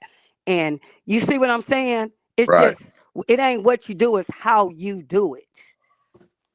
No, I definitely agree. And all right, I'm gonna play devil's advocate for a minute against my own stance on it, which is that I felt it was disingenuous. Um, do you think by him bringing the light or putting or mentioning his name, I'll say this: if I was to agree with it, god damn, nigga, at least use the too hard for the radio beat. Like No, but at listen to least this. do the beat, He's a nigga. You just hypocrite because he just sued people for all the. He just did this big old thing suing people and all that. Then he gonna go copyright infringe somebody else's song. That's a hypocrite to me. Mhm. That's hypocrisy. Hypocrisy. Well, I can't even say the word. Hypocrisy. Hypocrisy. I got Yeah. you. Nah, yeah, no, I definitely agree, man. You know what I'm But saying? And being an older lady, you know what I'm saying? I don't like it because I know a lot of, huh? I don't like it because it's too many youngsters, YNs, and old YNs. Because most of the people that's old now, like 50 and 55 and 60 years old and 45, they still young because in our generation we stayed young. We didn't get old like the younger people older than us. They Mhm. act like they are at least. You know what I'm saying? If you get what I'm saying, because We Oh, had hey, them. yeah. Drop the link for Rain. But that's All right. that's I'm landing my plane on that. But if y'all want to ask me any more of my perceptions, I could tell you. But yeah, I don't like that. He could include why include the loonies? I like because you a woman and you came with your opinion with the same thing what they was talking about, and it's different to hear a woman agree with what Network was saying, and all y'all being from the Bay, that got me nodding my head like, okay, I can see where all three of y'all coming from, especially your point of view, West Side, because of you being a female and you know your music.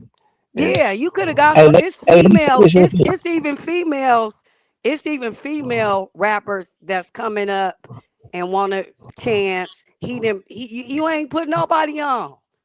Nobody. What you saying, Hey, Mike? You didn't what's done put is Shote done, right? on. So You didn't put okay, what's done is done, and can't nobody reverse what has happened already, right? But this one I'm getting at. I mean, everybody's opinion is valid. Period. Regardless of what side you on. What I'm getting at, and I ain't heard nobody mention enough of, is the influence the Bay have on these niggas. How many of y'all knew that Kick the Sneak was one of Lil Wayne's top most influential artists? Some niggas knew hey, that. that's Like I niggas been baby. influencing these mainstream, bro. So Michael Scary. it doesn't it Michael doesn't Scary, that's let what me I'm let me saying. land We my plane are a like I big let you influence. let me We are a big influence to the whole world, but we need our hey credit. That's all I'm saying. No, let That's Mike all I land his wanted to plane just right say. quick. What's up with? Okay, sorry. the Bay influences everybody, man. You know what I mean? Period. You know what I mean? So I'm not surprised that Drake would give some homage. Now, I'm not when saying that, I'm not discrediting the fact that whether a nigga playing chess or whatever it is, you know what I'm saying? You know, for one, Kendrick ain't got no, he ain't got no one down here either. You know what I'm saying? Like he can't say who can come to the Bay or not. He can suggest that. I'm just saying him saying that is a strategic power move. With his he came to the Bay and did or laid down or whatever. I mean, you got niggas from the Bay that don't even contribute to their cities. You know what I'm saying? I'm just saying like so it's a broad statement when we say that. You know what I'm saying? I'm looking at the influence. You know what I mean? You know, we we our culture is different, man. Our culture has been the same since day one. These niggas' cultures and changed everywhere. It stay fluctuating I and all of know. that. You know what I I mean? agree with We you. I agree been on with you. we But been if on they didn't heaven. come So I steal our mean, stuff, we it ain't could no be shock to me. influencing people. Hey, sis, you gotta let him land. Okay, sorry. I mean, you can't steal something from somebody, man, without giving homage. Motherfuckers know what base shit is. Our shit is distinctive. Period. You can't steal it if it ain't in you. You can't use They it if it ain't don't. in They you. I mean, don't. you can name dropping and all that. I mean, and you can't do nothing with it. It's a paperweight for you. You know what I'm saying? You know, so shit, he did the things that y'all suggested. I don't disagree with you for sure. Put I don't any of these disagree. niggas on. Hell, I don't disagree with you either, bring Michael him, Scary. bring whatever. You know what I'm saying? I, I, I, That's all I I, was I getting. I think I might have a little different perspective. If the nigga used the nigga actual verses, somebody more than likely got paid. You feel me? Or to clear it or whatever it is, whatever the situation is, business they did. So somebody did get some type of credit, or like Yuck said, it might help the estate or it might help Mac Dre streams. But to what Mike said, some nigga said you can't. One nigga said you can't go to the Bay. Another nigga, you know what I'm saying? Like you creating politics around it, and some niggas may not have jumped on the Drake record because Cali politics. If niggas on that type of time, we could suggest what we want. But as far as nigga, if he used the whole Mac Dre verse on the joint, like I said, I didn't listen to none of this album, and I'm probably not. But at the same time, if he did that, then there's what I'm saying, somebody whoever owns it, the estate, the family, they got to get paid. So they technically speaking, they got credit. Um, and they got compensated. Hopefully, you know what I'm saying. However that work out, and That's because we talking about it right now, and people that may not have known where the origins of the song come from might got to go listen to that old version and boost up them streams if it's on streaming platforms or wherever it's available at. You know what I'm saying? So it could be beneficial regardless of what the intent is, or both these niggas playing chess. Look And at it. Go ahead, man. My bad. I didn't mean to cut you no, off. go ahead. I was just gonna say, well, we have to look at the history when it comes to that with Drake, right? Now, you can either learn from your past or you can repeat it. When he took maybe like the first 4 bars, maybe 8, but I think it was around 4 or 6 bars of one of Mac Dre's um, classic songs, right? And he also did the exact same thing with Rappin' Forte. Rappin' Forte, from my understanding, ended up having to sue that man over that. So if you got sued before, that brings me back to saying you either learned your lesson or you're bound to do the same shit again. well. I also think he paid homage to the Bay because even on the YOLO joint, rest in peace, Mac Dre, I'ma do it for the Bay, right? However, he uses that to his benefit or giving recognition to it back then at a point in his career where he was, you know what I'm saying, coming up with like YOLO, this like 3-4 years in his career, and bringing attention to, to audiences that may not know who Mac Dre is as one of the top artists in the game. Being Drake having that stage, I would And I say, see that.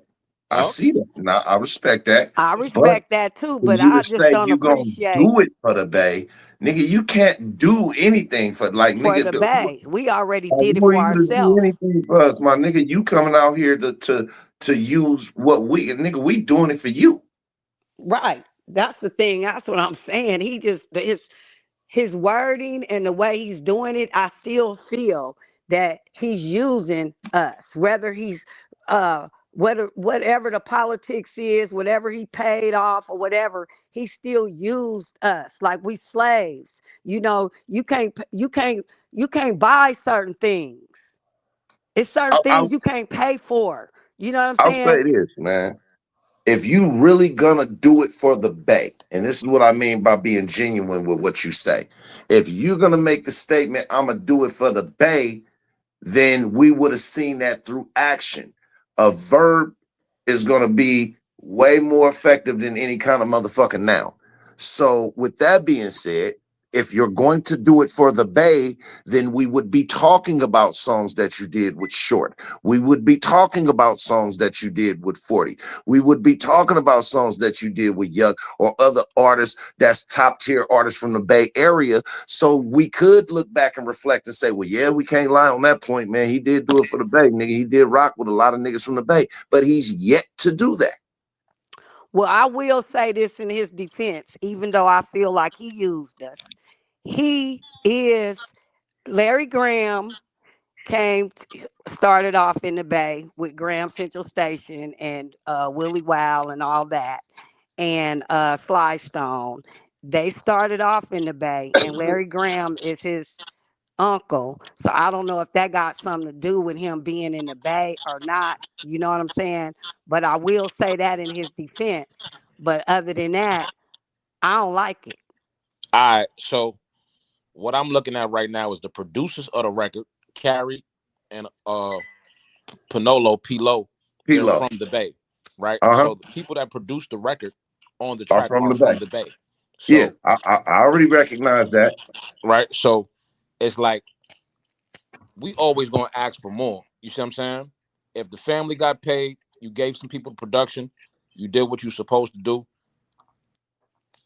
and you putting it on you putting it on the stage, even using Bay Area flows and saying like I'm using a Bay Area flow. Rest in peace, Mac Drama, do it for the Bay, right? And using those flows and giving recognition, you know. See, let me say something. It's business, right? So if he paid them a certain amount of money, right? I ain't pocket watching or anything like that, but if he paid them a certain amount of dollars to do something and he makes $1 billion off the record and he only paid them $100,000 to use the song. He just whooped us, man. He just whooped us. He whooped everybody. You whoop yourself. You get what you negotiate for. I So know, but see, you know what I'm saying? Straight up. That's what I'm saying. No, that's It's a fact. still the same thing. You feel me? Whether he whooped us, whether they knew the business or not. A lot of people don't know the business. A lot of people signed their record deal to $1,000. A lot of people signed the record deal to $5,000 because they didn't know the business. But that don't That's not the mean that's that not the don't person mean on the other side of the contract's fault. exactly. Well, you're right. I can't argue yeah, with you about that. But what I'm yeah. saying is, you know, it's still person getting whooped in the end, and people don't know the business, so they don't know that. But The because you got ones to who learn the don't know, business. the ones who don't know about business street need to stay on the sidewalk, because in the street there's a lot Okay. more business, but there's a higher chance and a more riskier chance of getting ran over when your ass step off the sidewalk. Yeah, but just stay on the porch then. You feel me? Hey, So Ignorance is no and when I excuse. look You at this, understand? Facts. the more I Go think ahead. about it, right? And since I mentioned chessing and shit, you know what I'm saying? I mean, I'm tripping on Kendrick using the Bay as that too, That and not giving that's it. I one. mean, I'm just saying, like, like we got to talk about that too. We can't leave that out. I did. I I mean, talked about because that. Well, this what I do know this nigga, yeah. from the people that he Right, put G. on, It's a whole bunch of them do it. from DJ from the people Mustard. from a lot of the dancers that he put on and had in his videos and took to the Super Bowl and everything, they use that in their resume to now go on and be dancing in people's music videos, doing choreography and all types of other avenues that they were able to provide for themselves because of those opportunities. And the same thing with these producers on the record, Right, right? right, right. Yeah, Absolutely, okay. absolutely, Well, you got It's okay. gonna be the same That's a game. great point. I agree with you on that. absolutely, and that's why I said I I agree with can't that. hate. I don't I disagree. can't, and that's why I said I I mean, can't hate on everybody anybody everybody who's no using different. everybody for a little bit of something. Yeah, everybody gets some out of it. You know what I mean? Some people may be getting a little bit more than others or whatnot, but that's the nature of the beast, though. You know what I'm saying? Yeah. So I mean, I'm not mad at it at all. I mean, they basically mad about it if it's something to be mad about. I ain't heard nothing from her on that. So I mean, shit. I don't suppose we felt was fair. Well, on that note, the politics is politics. So it is gonna be what it is gonna be. But at the same time, and in the meantime, in the between time, it's still they using us. But I can understand the politics, especially when But somebody needs if some you money. When somebody needs some money, see that's the thing. When somebody needs some money, they'll make that deal because they need the money. You know what I'm saying? So that's when somebody taking advantage of somebody. So I understand what happened, but nah, we can't. I appreciate that he thought about the Bay and put us back on for Mac Dre and all that. The thought of him doing that, but at the same time, I still don't like it. That part of it. But that Well, it's like, you know how you have mixed feelings on something? It's like I have that feeling, but I also, feel proud about the things that we created here to make people want to copy us. I'm still what is it called when you I appreciate that, but I also don't appreciate it at the same time, if that makes sense. yeah. It's called. I don't like what you did, but I respect it. Right. Yeah. Um, one of the things is if you can't be used, you're useless, right? And we don't know the business of what the family needed, and we don't know how many other people even coming along, whether they from Canada, California, or the Bay Area. We don't know how many people in the Bay Area, top prominent artists, are consistently sampling Mac Dre's music or going to the state to give them that opportunity to keep the state thriving. You know what I'm saying? So Mm-hmm. when you have the most streamed artists in the game doing it, regardless of whatever the intent, you got to take that opportunity and do that. And Yeah. so those producers, that's now on their resume. And the way y'all made it sound, that might be one of the joints off the album that actually is a good track, right? Right. So Well, it's definitely an honor. You know what I'm saying? Because we are the hit makers from the Bay. We are the hit makers. All our artists out here make hits. Look at us. Look at Yuck. 5 on it. They still playing that Fact. way in Miami on the radio. No Way in doubt. Miami. You know, they still playing it. No So doubt. Prince was dancing to that shit one time. Yuck, what's the nigga name in England? The nigga, remember when the nigga was dancing? He was in a club with the I Got 5 on his shit. Oh, fact. Yeah. Fact. So it's That shit reaching is a worldwide song, yeah, man. it's a That, worldwide. worldwide. They playing it in Paris. You know what I'm saying? They playing it all around the world. So, you know, it's an honor to even have that, being a part of that. You know what I'm saying? Being a part of the Bay Area and growing up and being born there and just being a part of that ism. You know what I'm saying? It's just an honor. And it's an honor for other people to want to be part of the ism. But at the same time, I don't think that they give us the credit that we supposed to have or they supposed to give us. But it's okay. Like I said, it's an honor, but it's like a bittersweet thing. That's the only way I can explain it. So let me ask you this question. What would you like to see in terms of, if you saying like credit, right? Like Hmm. how far does somebody have to go to uh, appease the Bay Area, um, when they trying to do something, or because Well, I I feel like if they making money, even if they making money off the Bay, I feel like they should come to the Bay. They should give free concerts for the hell people no. to come. I really Hell do. no. They Hell should give no. free concerts. I Hell mean, no. I ain't saying all the time they can give paid concerts too, but they should do some things for us. They should give the city money to help build up Hell the no. city. They should the things that That's need not, to but be that's done. not his, but that's not his city. So he ain't gonna never think like that. The first thing he's gonna say, But I'm hold on, saying, hold on, hold but on. Let me he land, asked sis. me a question, so I was just answering what I think. This is my perspective.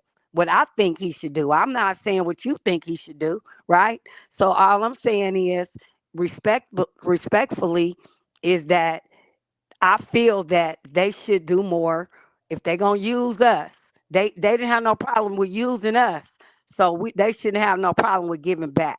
That's all I'm saying. It's the same. Okay. The fair exchange ain't no robbery. You didn't have no problem with using us, so you talking about they would never do it. Well, why are you using our songs if you don't never want to do nothing for our city? It's just, you know what I'm saying. It's just like, you know, you gotta figure it out. You know what I mean? How you feel, because that's just the way I feel. I feel like I'm tired of people using us and they not really giving nothing to us or our artists. Nothing but I think kibbles the and artist, bits. I think the Hmm. artist and the family got paid. You know what I'm saying? Or whatever the situation is. So I gave who owned it, who has the ownership. I paid who I had to pay, right? Yeah, I understand that. I understand that they gave them probably some kibbles and bits. I I mean, understand that's that. that's their I interpretation of what they did, right? We don't know. but But I know compared to what they gonna make. Um, it's streaming, right? It's streaming a song. It's one song. So unless the song goes, you know, like it's hard to make a lot of money off of one song these days, right? And Right. it's a different game, but at the same time, but also, you talking about LG. I don't want to say his name on this platform, but you talking about LG. That's who he signed to. Okay? So that song gonna go. He can make anything go. Everything is already set in stone. Go look at that Max. yeah, I got Go I got look at that Richie Rich Go I look gotta at that pick Richie that. Rich interview where he tell you the game. Then you'll see what I'm talking about. I mean, So I don't really need a lot of people to tell me the game, right?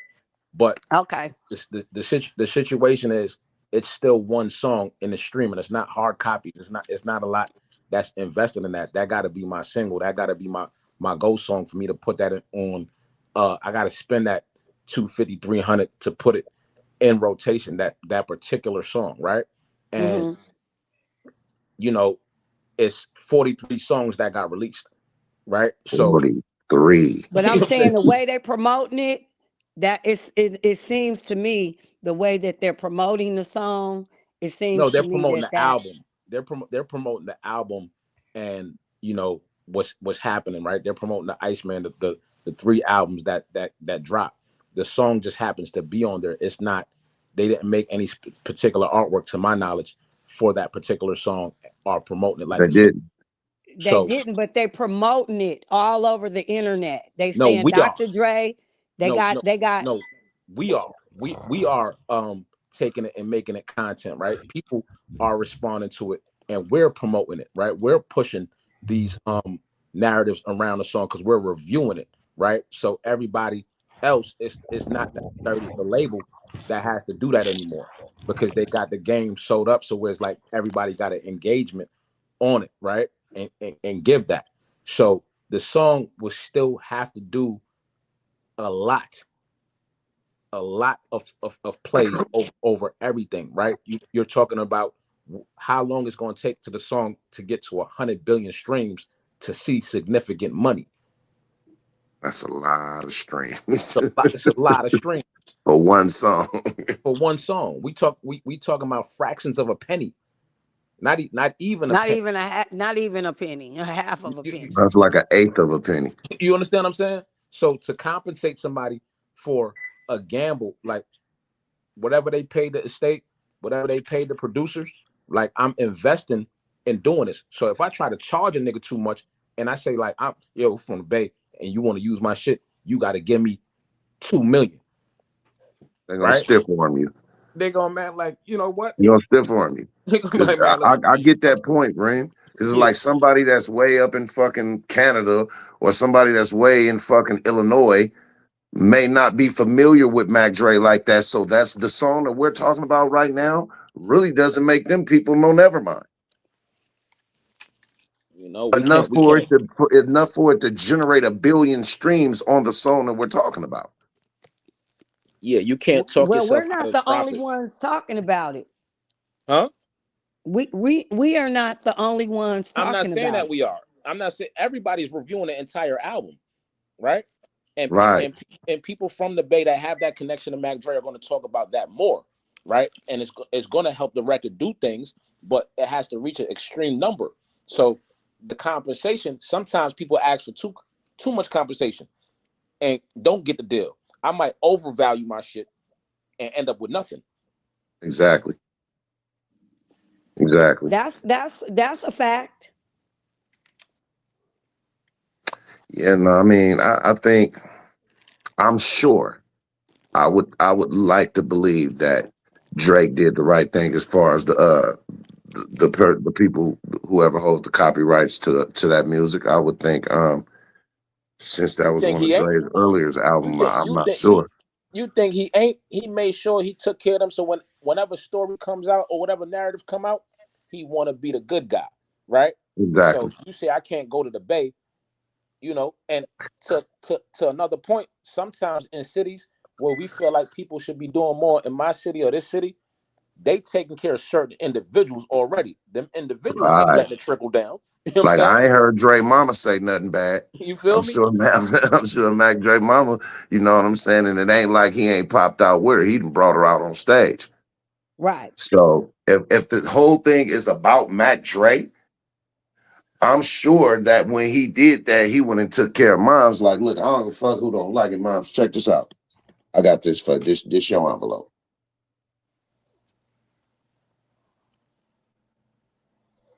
So That's it. He took care of who he had to take care of. You know what I'm saying? Like Envelope, but it's still,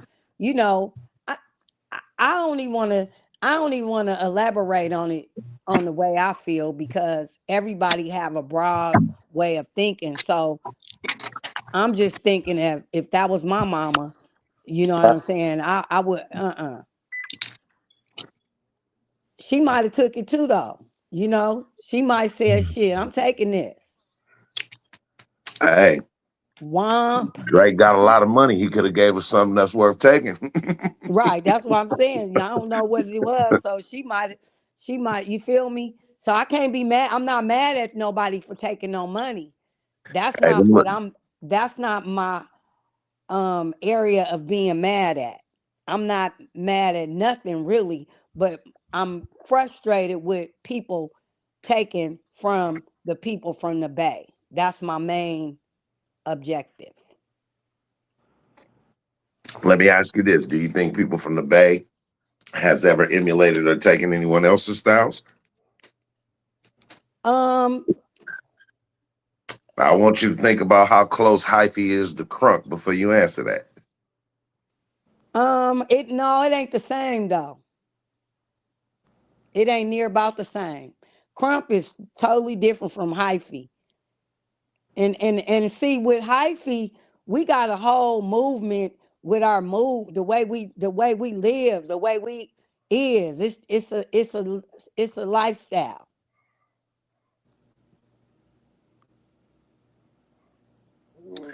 So you don't think anybody else from the Bay ever emulated anything else from anyone else? No other regions? I would say that they have used remixes of people that was already known, but I wouldn't say that they stole their stuff. They made their own style with somebody else's style. Like MC Hammer, for instance, he used "Can't Touch This," right? So, Mhm. but his song didn't sound nothing like his. Well, no, I'm not talking about like sampling a song. I'm more or less talking about being influenced by music from other areas. Um, You gonna make me be some you gonna make me be like an asshole. I would say like Mr. Fab to me, he kind of sound like New York. Okay. What you was finna say, Ring? Some asshole shit. So y'all do know hip hop started in New York, right? No shit. Now I don't think nobody is aware of that, Ring. So if I we think want I to, just I answered it in a You- different way. you're I only just like the billionth New Yorker that's gonna let that be known. right. I'm just saying when you ask 8 million niggas anything from stories. anywhere else, you know what I'm saying? If niggas borrow something from somewhere else, it might have been But that. But see the Bay Area, New York did start rap, but the Bay Area don't sound nothing like New York. We Oh, it got don't our got own sound. style, our own sound. We don't sound like nobody else. Nobody else sounds like us besides people that is coming out of LA that knows a producer from Oakland that is got a writer from the Bay Area. That's I did say I was being an asshole, right? no, I agree that you was being an asshole, but I was just still elaborating on it. But you No, I'm know just what? kidding. You was being an asshole, but you were being honest. And Yeah, and I've never taken away that argument point because it's a non-cipher. You can't take away that argument point from them. The mm-mm. only thing that you can ever say to match that energy is to ask the simple question. And for all of those who aren't New Yorkers, when a New Yorker tells you and reminds you and reminds you and reminds you again how where hip hop came from, ask them this question. Do you think that hip hop would be big as it is if it only stayed where it was invented? No. I do not think that. You know, I always I'm looking at the growth of hip hop. You know what I'm saying? I'm seeing where the business has gone. I see all the things, the opportunities that this shit has created. You know what I'm saying? So globally, you know, sometimes we might look and be like, man, why these Chinese dudes is rapping? You see what I'm saying? Or why these German dudes is rapping? You They took the they words out of my mouth. I was just about to say that. they, They they rapping answer all in they China, wearing they naturals. Yeah, they ain't supposed to be rapping, right? We be having those type of opinions, like it's only for black people type shit, or it's only for Americans, or whatever the situation is. But in order for that shit to continue to grow and have them global effects, everybody It gonna had to try to, happen. yeah, I it don't has I to don't happen. believe that. I believe that black Americans and black American males dominate the sales in hip hop, but is it an exclusive club? No, I believe that once that baby called hip hop was born, it's the world's child now. Yeah, Because it reached every fucking facet in every fucking nook and cranny of this goddamn planet. That's a fact. you know, but we ain't never had nothing for real. So when we got hip hop and we started seeing other people like the white boys, the Eminems and the Bubba Sparks, and you know what I'm saying, like like, man, like it's the colonizing shit, right? Like let us have something that belong to us and us alone. You know what I'm saying? And the ice babies. Yeah. I think So what it has to be, it has to be a display of knowing the knowledge and the history of it. I think half of the reason why many people who would consider themselves hip hop aficionados kind of accepted Eminem is because Eminem actually done the work. He actually done the history. He actually knows the history. And I think that's important with any genre of music that you want to get into and become a part of, is to know the history of what it is that you want to be a part of. And I think he done the work. And that's why he receives the fruits of his labor, amongst other things like being a great white hope. But it definitely helped his staying power. yeah, in Germany right now, right? There's a lot of rappers in Germany, right? And what's like I had a chance encounter with one of them, and they're rapping like more like the Future style. You know what I'm saying? They got influenced by niggas like Future, and they don't know shit about hip hop history. You understand what I'm saying? They don't. Right. It's laughable. Exactly, and they don't acknowledge it or pay homage to it, and that's a disconnect, right? So that's where we like, man, you got to look at the origins. You can't just be using some shit now without, the ability to reach back and say, yeah, now you just seeing a come up on a hustle, because most of these German rappers that's doing it, in my opinion, already had like some money. You understand what I'm saying? They're not doing it from where hip hop come from, of telling They're stories doing it of as a struggle, fad. and they doing it as a fad. So that's where we feel like, shit should be regulated. You know what I'm saying? Because I do agree that rappers and people that use the music or use anything from anybody's culture, you know what I'm saying? If you're using the Bay Area culture, you have to give something back. So my thing is that you paid the family, right? The family got paid. All right, cool. You So Rain, let given. me ask you this, because this is me playing devil's advocate, especially when it comes to culture vulturing inside of hip hop with the hip hop music in particular. Now, a lot of early hip hop, the music that was used was from groups like Kraftwerk and all of these electro European bands. Is it one, because we all know that hip hop music is a Frankenstein of music. You know what I'm saying? It's music It's that's the mixture collected. of everything. It's That's a what hip mixture of hop is. everything. Some gumbo. But a lot of the earlier shit that was used, like Planet Rock and Searching for the Perfect Beat, and those type of songs came from music that was coming from out of Europe. So is it really fair to say that they can't be involved, or they're not? But when we kind of culture vulture from them as far as using their music as a foundation, It is fair. You know now why? that's just me being playing devil's advocate. Now, I'm gonna answer. I'm gonna tell you why it's fair. Because you actually know that fucking information. Okay. You know what I'm saying? Like Okay. you actually know the origins of it. You understand what I'm saying? You Right. know what the pieces were that was put together. If you can't even tell me a KRS-One, or you know what I'm saying, if your shit just goes back to a Future, Right. I don't you understand what I'm saying? The future is your past. You know what I'm saying? If Future is your only And past, see, that's what I was talking about when I was saying a lot of people don't know the other artists, because some of them are not here anymore, and some of them are just not, making music no more. So the new people, like the new kids on the block, they don't know these people. They don't even know. Like my little nephew don't even know who Mac Dre is. I had to tell him who Mac Dre is. Right.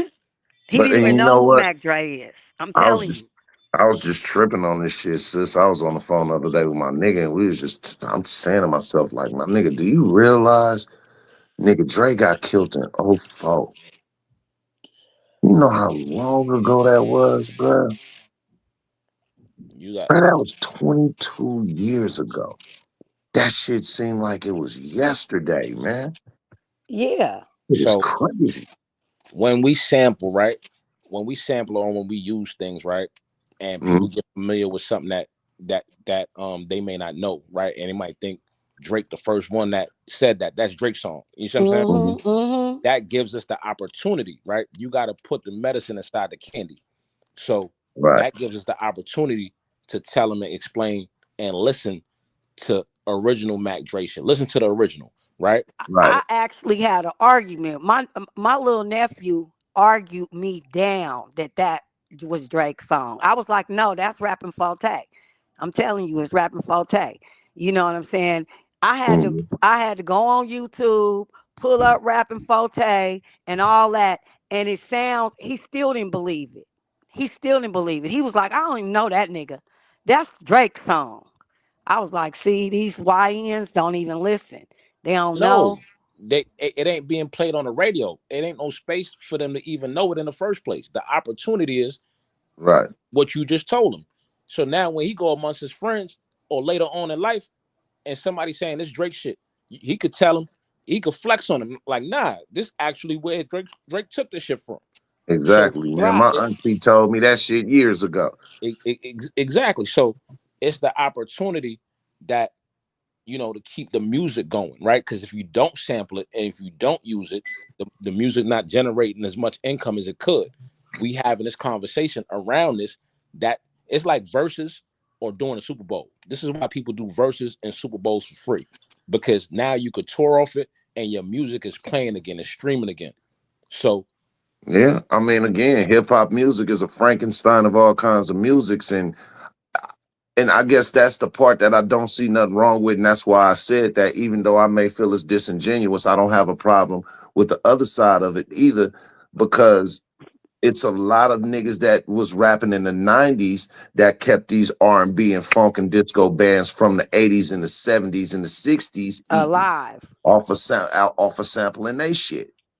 Just like Tony, that song, We've Been in a Tragedy for Once. You know that song? Hmm. That song, when they used, I had an argument with my nephew about that. I was like, that's Tony song. I had to pull that up for him. It's like they really don't be knowing the real original song sometimes. So you do got to educate them. That is our job, to educate them too. So I agree with everything everybody is saying. Everybody is right. You know what I'm saying? Everybody is right because it's just an opinion. Right. Dragon, you got some other content? That nigga. He didn't went to sleep. he ain't over there sleeping. He got two blunts in his nose right now. Nah, that nigga damn near there warming up that boss plate, nigga. Oh yeah, yeah, Yeah, yeah. woman, He that boss he play, probably right? done ate that all this Hey, long man, time. ran to that kitchen right quick, man. But nah, yeah, nah, that's definitely okay. Just to swing the topic a little bit. What you feel what you feel about the Chud dude, man? Who? Oh man, who you talking to, The me or the him? the the both of you guys, the Chud, what is it, Chud the Builder? Yeah, I I don't know feel who like the fuck that he was a plant. It was Chud the definitely builder. that. You ain't up on him, Ring? Who the It's a fuck is white that? boy who be going around and calling people niggas and basically saying the most inflammatory shit to get a reaction and then pepper spray motherfuckers. And so he wrote on his post that I'm gonna basically rage bait somebody into doing something to me. And at the end of this whole stick, this whole spiel, this whole shit that I'm doing, I'm gonna knock one of these niggas down and I'm gonna walk away with it. Freedom of speech, baby. So his whole thing was, I'm gonna say the most inflammatory shit to you out in public He while I'm was recording it. antagonizing Yeah, everybody. it's So a social. We call that a social experiment. You know what I'm saying? Mm-hmm. I call it shit Well, rage. I call it rage baiting. well, now he in the spot where he can, you know what I mean, use his freedom of speech and call all the niggas he want to. Right, but they Right. gonna beat his They motherfucker. he about to be PC'd out. They ain't finna put that No, Hey, nigga. yeah, he so, definitely going to Punk oh City. yeah. I look at it like this, man. The freedom of speech which he's trying to hide behind and use in the most technical way possible. You have to understand the reason why he's now fighting 20 years, 25 years to life or something like that, for no, 25 years for shooting not only somebody, but shooting himself in the process, cheddar bob ass nigga, um, Cheddar Bob it is up. that it is the fact that when you speak inflammatory to people to garner a response, that's like me. And I was talking to MJG about this earlier. I use this example. If I'm in court and let's say I just pled not guilty, and okay, they're giving me my next court appearance or whatever, right? And before I get ready to leave, I tell the judge, "Hey, Your Honor, I just was wondering, your wife, I would love to take my out of my drawers and shove it down your wife's." You feel what I'm saying? Oh, he gonna If give you if a million if years. if I was to be held in contempt of court, I could simply by using his logic say, "Well, Your Honor, it's That's free free speech. speech. It's free speech." If I'm at a bar and let's say off-duty police there is with his wife, and I say, "Excuse me, right quick, homeboy. Hey, man, excuse me, you are beautiful." And he say, "Hey, man, that's my wife." And, "Oh, that's your wife? Oh, okay, cool. Hey, you mind pulling your titties out? I'd love to suck on them." Now, I didn't threaten her. It's just freedom of speech. I can say what I want. But that's sexual harassment though. It's freedom of speech. I'm only talking. I didn't do anything to her. She is right. It is sexual harassment, right? My opinion on that, and as a society, as we growing, right? A lot of people do shit for attention because they're not recognized, they're not popular, they're not welcome. So they need to find a space where they can, do shit like that and be famous. There's people that's like, yo, I'm gonna kill people just so I can get a lot of attention, right? It's a lot of shooters in shooting situations where dudes gonna live stream and do that type of shit. Hey, it's a lot of people that went to elementary school and high school and wasn't popular, and they wanted to be police officers so they can A be, lot of this, there's a a lot of lot of them this too. rage baiting shit, and a lot of these crazy ass antics that niggas do on the internet. You know who I blame for this shit? You know who's the grandfather of all this shit? Them Jackass movies. So, but we do know Jackass. Howard Stern came before Jackass, right? Right. They doing that shit all on MTV. We can go all the way back to Super Dave Osborne if that's the case. But Exactly. So that type of negative attention is right. When we say publicity, it's still publicity. So I'm attention seeking. So attention is currency for some people, right? So Yes. where are you gonna spend it at? I don't need to spend it. I received it. Okay, so then I'm banking on that, right? I'm gonna tell you what the That's dark just side like of that Charleston is. Wright. The He dark do the side of same that, thing. with the Charleston Whites and the shock jocks and the niggas that do that, the dark side of that, a perfect example would be the Bellagio fountains in Las Vegas. Yeah. If Now, you feel me? yeah, but a Oh He Charleston yeah, White. wasn't yeah, playing. yeah. That was crazy. He wasn't playing. He Let me was tell you. not playing at all. Now let me tell you what Charleston White does, right? So Charleston White does all that, right? But he also let niggas know I'm gonna tell, right? So depending on how far you want to go and what you want to do, might be a nigga out there right now needs some attention and will go kill Charleston White, allegedly, or whatever to protect the channel, right? Right. But Right. there's people that saying you ain't gonna never make it to tell, and I'm gonna be the person that's famous for doing it to you, right? So it's people chasing fame, and there's always a cost, right, to whatever it is Yep. that you're doing. So it's the John Hinckley syndrome. Yeah. Right. That's how this shit go. Like, man, listen, let me tell you some real shit. The nigga on the Jam Master J case, the dude, pillow talking, telling people that he did it, right? Since back in the day. Told, because he wanted that recognition, right? Prior to me, Mm-hmm. prior to me pulling up to the spot where he was at, he was telling people that he did something to one of my peoples. When I get to the spot, I don't know him. You know what I'm saying? I go to court the next day, come back, he gone. Niggas like, man, yeah, he was in here telling motherfuckers this whole time he been here, he the one that's responsible for XYZ. So when you pull up, that's why he had to check off. Right. So it's when the consequences, you know what I'm saying, start coming to them.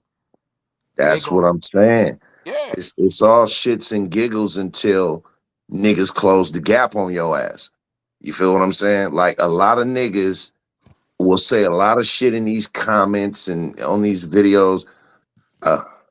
My whole thing with the shit has always been, niggas, if you got a negative message to send me, send it to me when you don't need a device, when you close enough to me to not need a device to send it.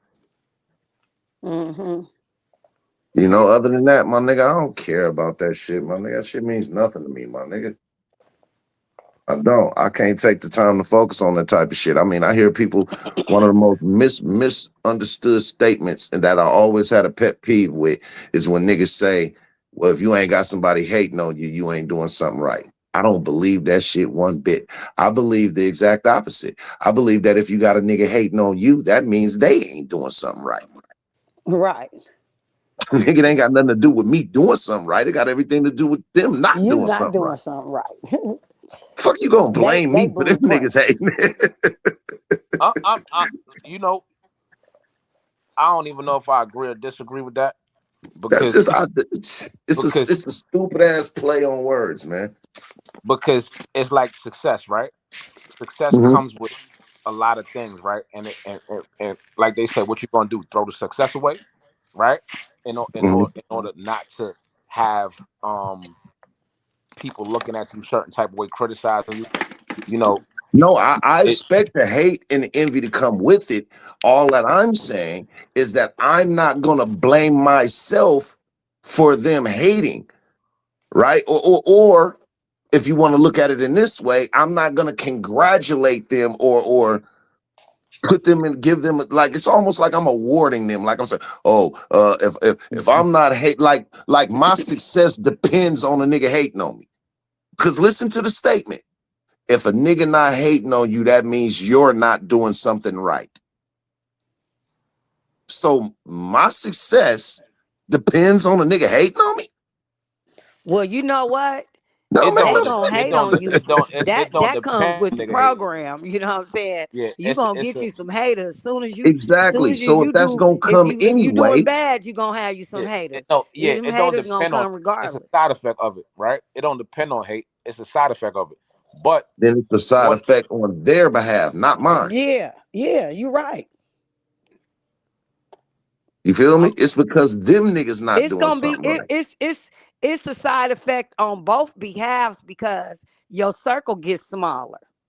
I just So got a pet peeve you with gotta end up cutting a lot of people off because you know what I'm saying. You know, when you start having things, people start doing things. So you feel me? People start hating, and then you just gotta your circle end up real small. You should know. this. I don't believe in cutting nobody off. I believe in letting them cut Cut themselves off. themselves off. You feel me? I Yeah, live by that's a what I'm rope saying. theory. Well, you I I, know, I, vice I versa. live I live by a rope theory, and that rope theory goes like this. I can use a rope to help pull somebody out of a hole, but they can also use that rope to help pull my ass in that hole. And before I let you pull me in that hole with that rope, I will let that rope keep your ass company in that hole. Exactly. Use that rope to hang I theyself. mean, that means sometimes Period. you gotta let it go. Yeah. You goddamn right. I said it the other day, nigga. A wise man said, cut the grass so you can see the snakes. Nigga, I went and paved over the grass with concrete. The wise man gave me a hug. Period. That's the facts. That's the You facts know of what I life. mean? Yeah, Shit, man.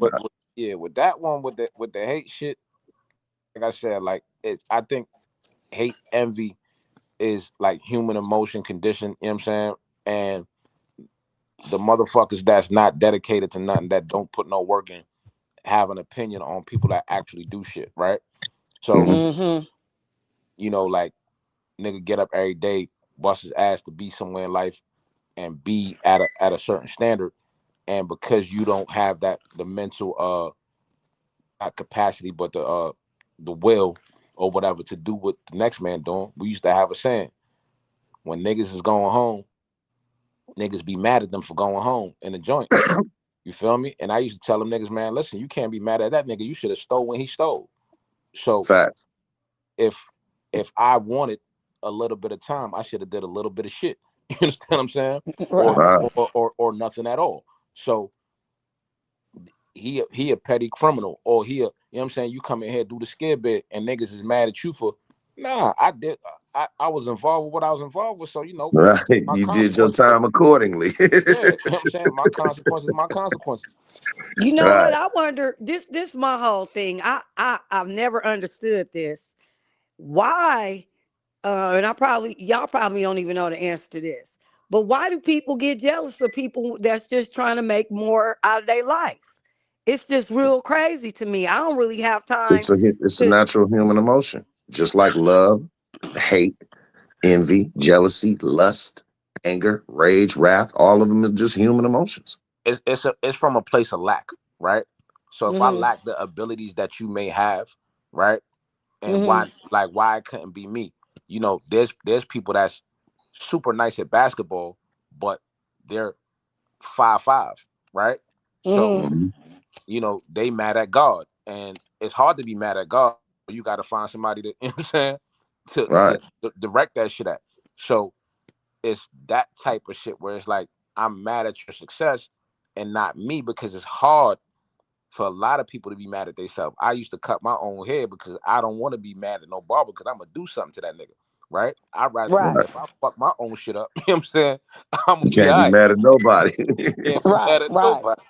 But if I, But you know what? You just said something that I always tell people when I see the hate in them. I be like, man, don't be mad at me. Be mad at God. Ain't my fault. He poured a little bit more gravy in my mouth than I'm gonna yours. You tell should you have to been be mad where at the gravy yourself. was getting poured. You should have been under there like I was. Yeah, I'm gonna tell you to be mad at your motherfucking self, and when you finish being mad, do something with yourself, nigga. The fastest way to get on your feet is to get off your ass, right? Mm.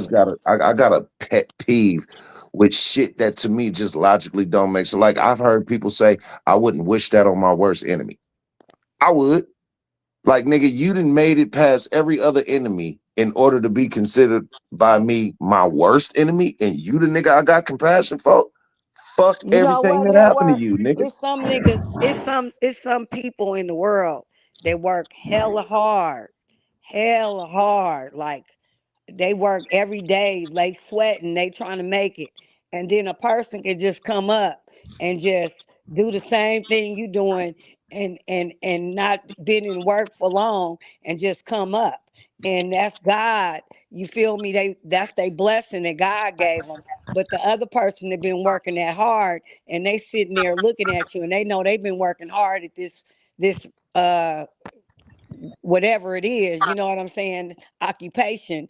And then here you come and you ain't even worked hard at it and you see, got it real see quick. If this, I'm You know what running I'm my saying? race, So that's a if I'm perception running my thing. race, I can't pay attention to your lane. You know what I'm saying? Like what Reem just said about the nigga that was nice as fucking basketball, but he was only 5'5".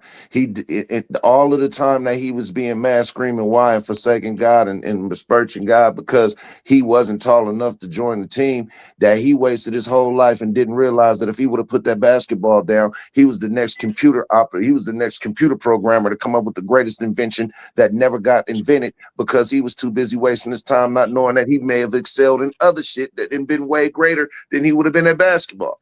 He took on an impossible task. You know what I'm right, saying? Right. right, right, So, right, but the other thing is the perception of I'm working hard and somebody come along and they have it easy, right? right, You don't see what their whole path is, right? You don't right. know what type of trials and tribulations they went That through they went through. in Hmm. order to be blessed. You understand what I'm saying? Right, You don't know. right. So we'll look and see on the outside and just think like, yeah, he just pulled up and he got here, right? Mhm. It's a lot of shit that come with people that they have to go through to get, everything ain't what it seem all the time. So everybody want to live in Mayweather house and drive his cars and go shopping like him, but don't nobody want to get in the gym with him at 5 o'clock in the morning, get in that ring and get hit with him. exactly. Right. You know what I'm Right. saying? Nobody want to go through the heartache like you talking about, the type of training. Are y'all seeing AB on this streaming shit? Oh man. Right? This nigga. Hey, he dressing like Dean the Great and everything, Yeah, man. That shit funny is as hell, right? funny, man. This shit funny, right?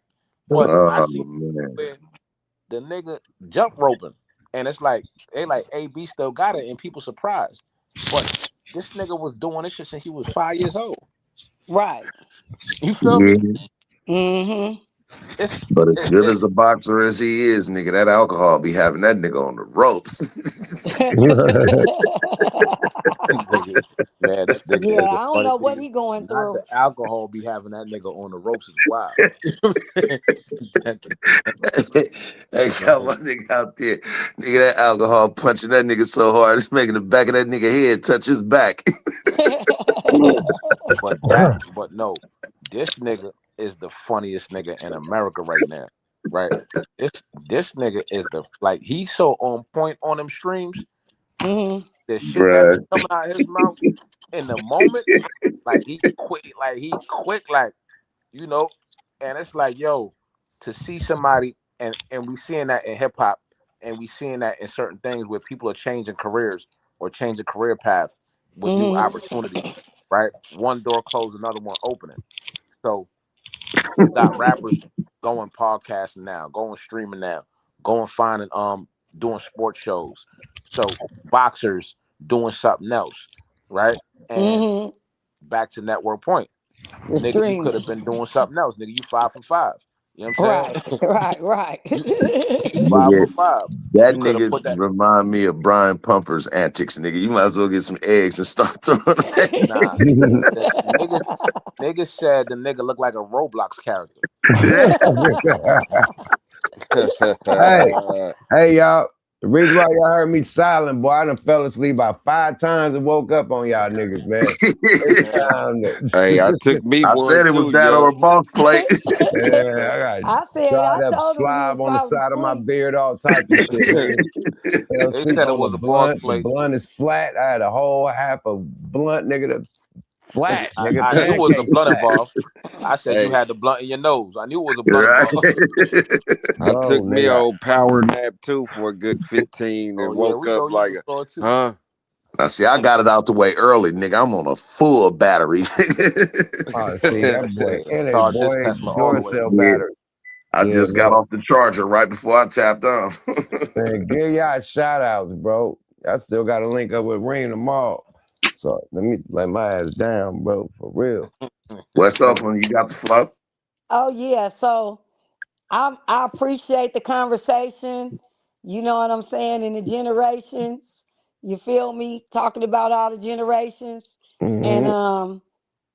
y'all keep y'all health and wealth up. And it's a lot of people leaving us, man. You know what I mean? And it's sad. You know what I'm saying? It's a lot of us. You feel me? And so yeah, y'all keep y'all wealth and health up. And I love y'all. This conversation was really intellectual and I really loved it. And Yuck Mouth, thank you for opening up the platform for me. And All right. network, thank you for the motivation. And No doubt. MJG, what's the G standing for today? You feel me? And Rim, you got good knowledge, and I love all y'all got good knowledge. I really love talking to y'all. But Appreciate you. but that's all I gotta say. You know what I'm saying? Keep it healthy, keep eating right. You know what I'm saying? Stay, just stay good, man. Be happy. Yeah. Be happy. Don't worry. Get your vibrations up. Period. All I really want is to be happy. That's right. Happy. Shout out West Open, man. We appreciate the appreciation, sis. Yep, I love y'all. You know what I'm saying? And y'all keep on being positive. West Side. And I'm trying to do good too. So, you know what Yuck said, boss plays for everybody. Check it out. you gotta promote the fuckery over here. Reem don't eat no motherfucking pork. We barbecuing tomorrow. We got the ribs. We gonna put the motherfuckers on the smoker. And any minute, you know what I mean? Probably first thing in the morning, let them get ready about it. You know what I mean? You know, that smoker shit going, but Reem, you just come to the crib and get some ribs. I think they beef ribs. I'm gonna ask wifey what they are. Yeah, you know, I can't do no swanning and dining. Yeah, it's all good. It's all gravy. But give your shout outs, Reem, and everybody. Man, I was laid Shout out. out to everybody that came through. Still in the chat. We like we said, we was cooking. Hit that like, hit that subscribe if you haven't. Y'all can finish y'all can finish out y'all conversation, nigga. I'm asleep, nigga. I was about to go the night, nigga. Hey, Yuck, I was NyQuil will help you get them Z's. I was over here gone too for a minute. You know what I'm saying? A nice time nap. Kept waking up, y'all niggas is chopping it. All right, go back. Yeah, you know, we gotta hold it down, man. I'm like, okay, shit. We kept it going. You know, our network has some good topics. You know, I appreciate the appreciation, man. The dialogue, man. Before we get up out of here, since I got on the topic, let me play something. It's gonna be real quick. Before we get up out of here, you about to play weed? Huh? We playing weed? No, I ain't gonna play that because I'm ready to go to sleep. Sleep.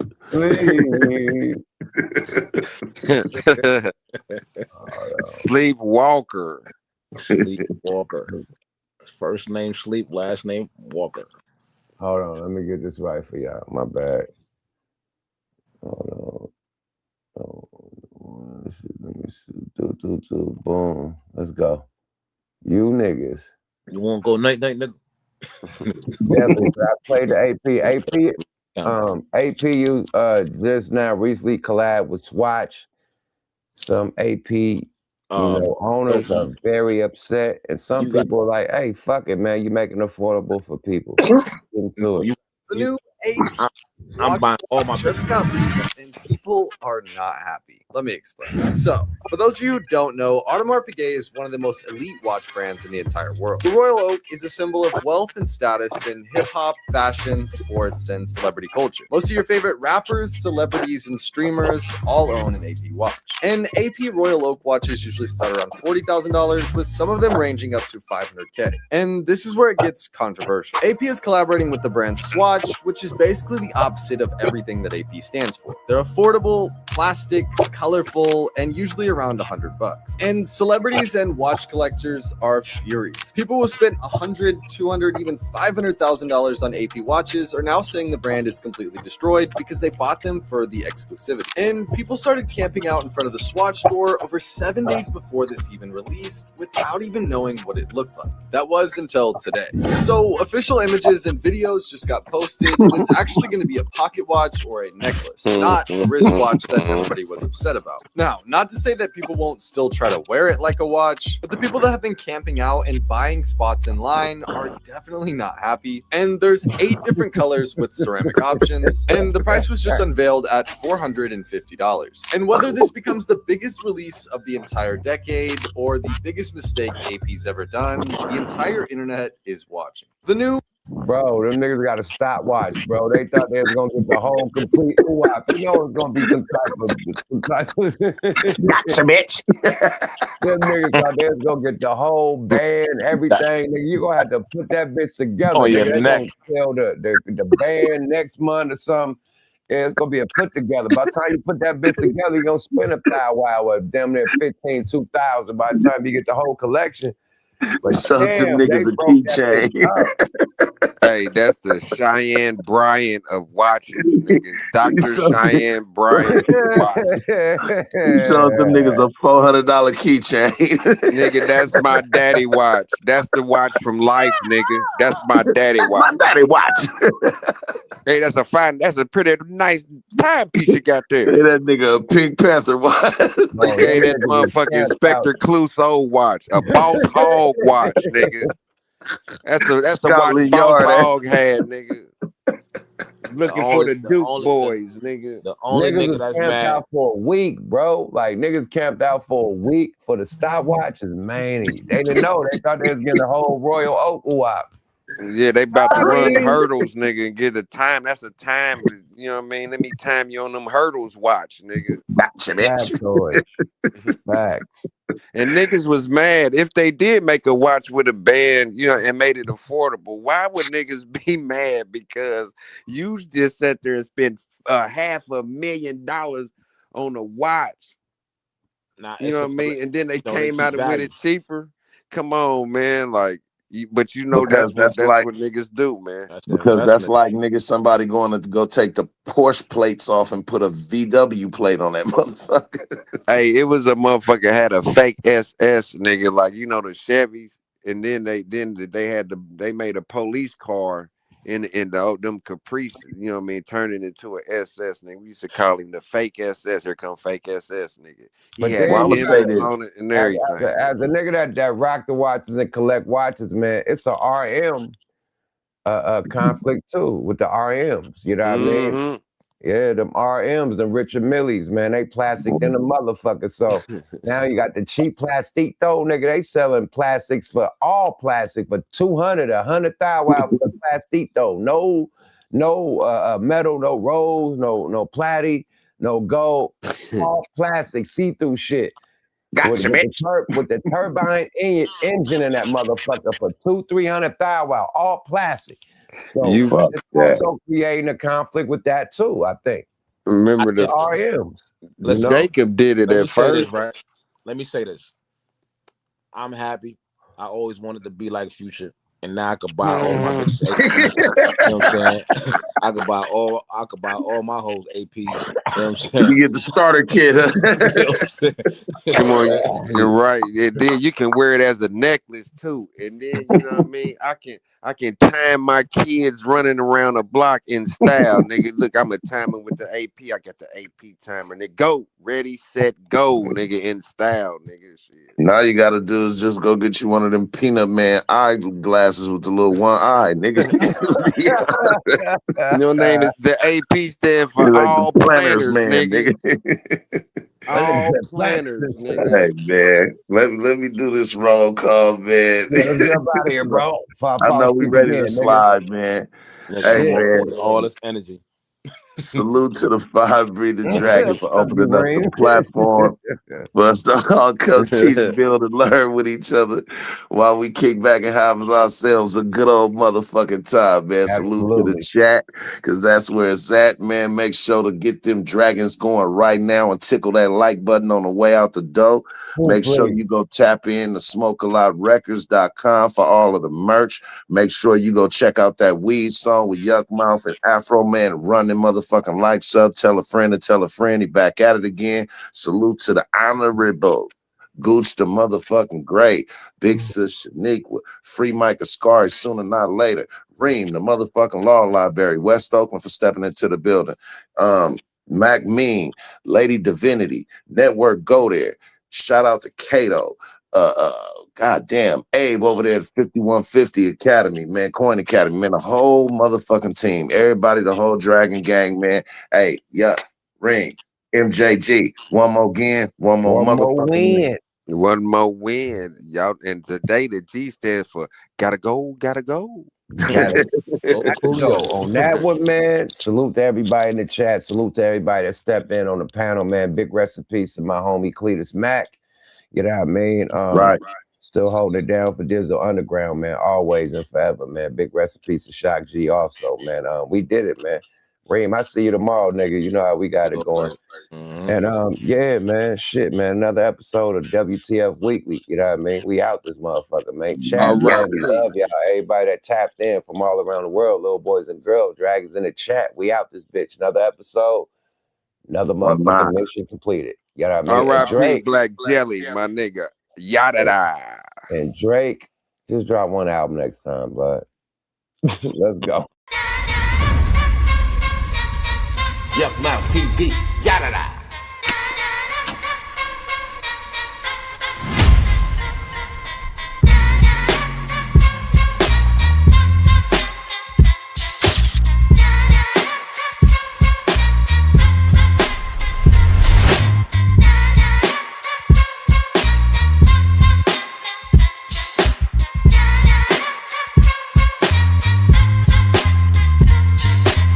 Yup Mouth TV, yada da.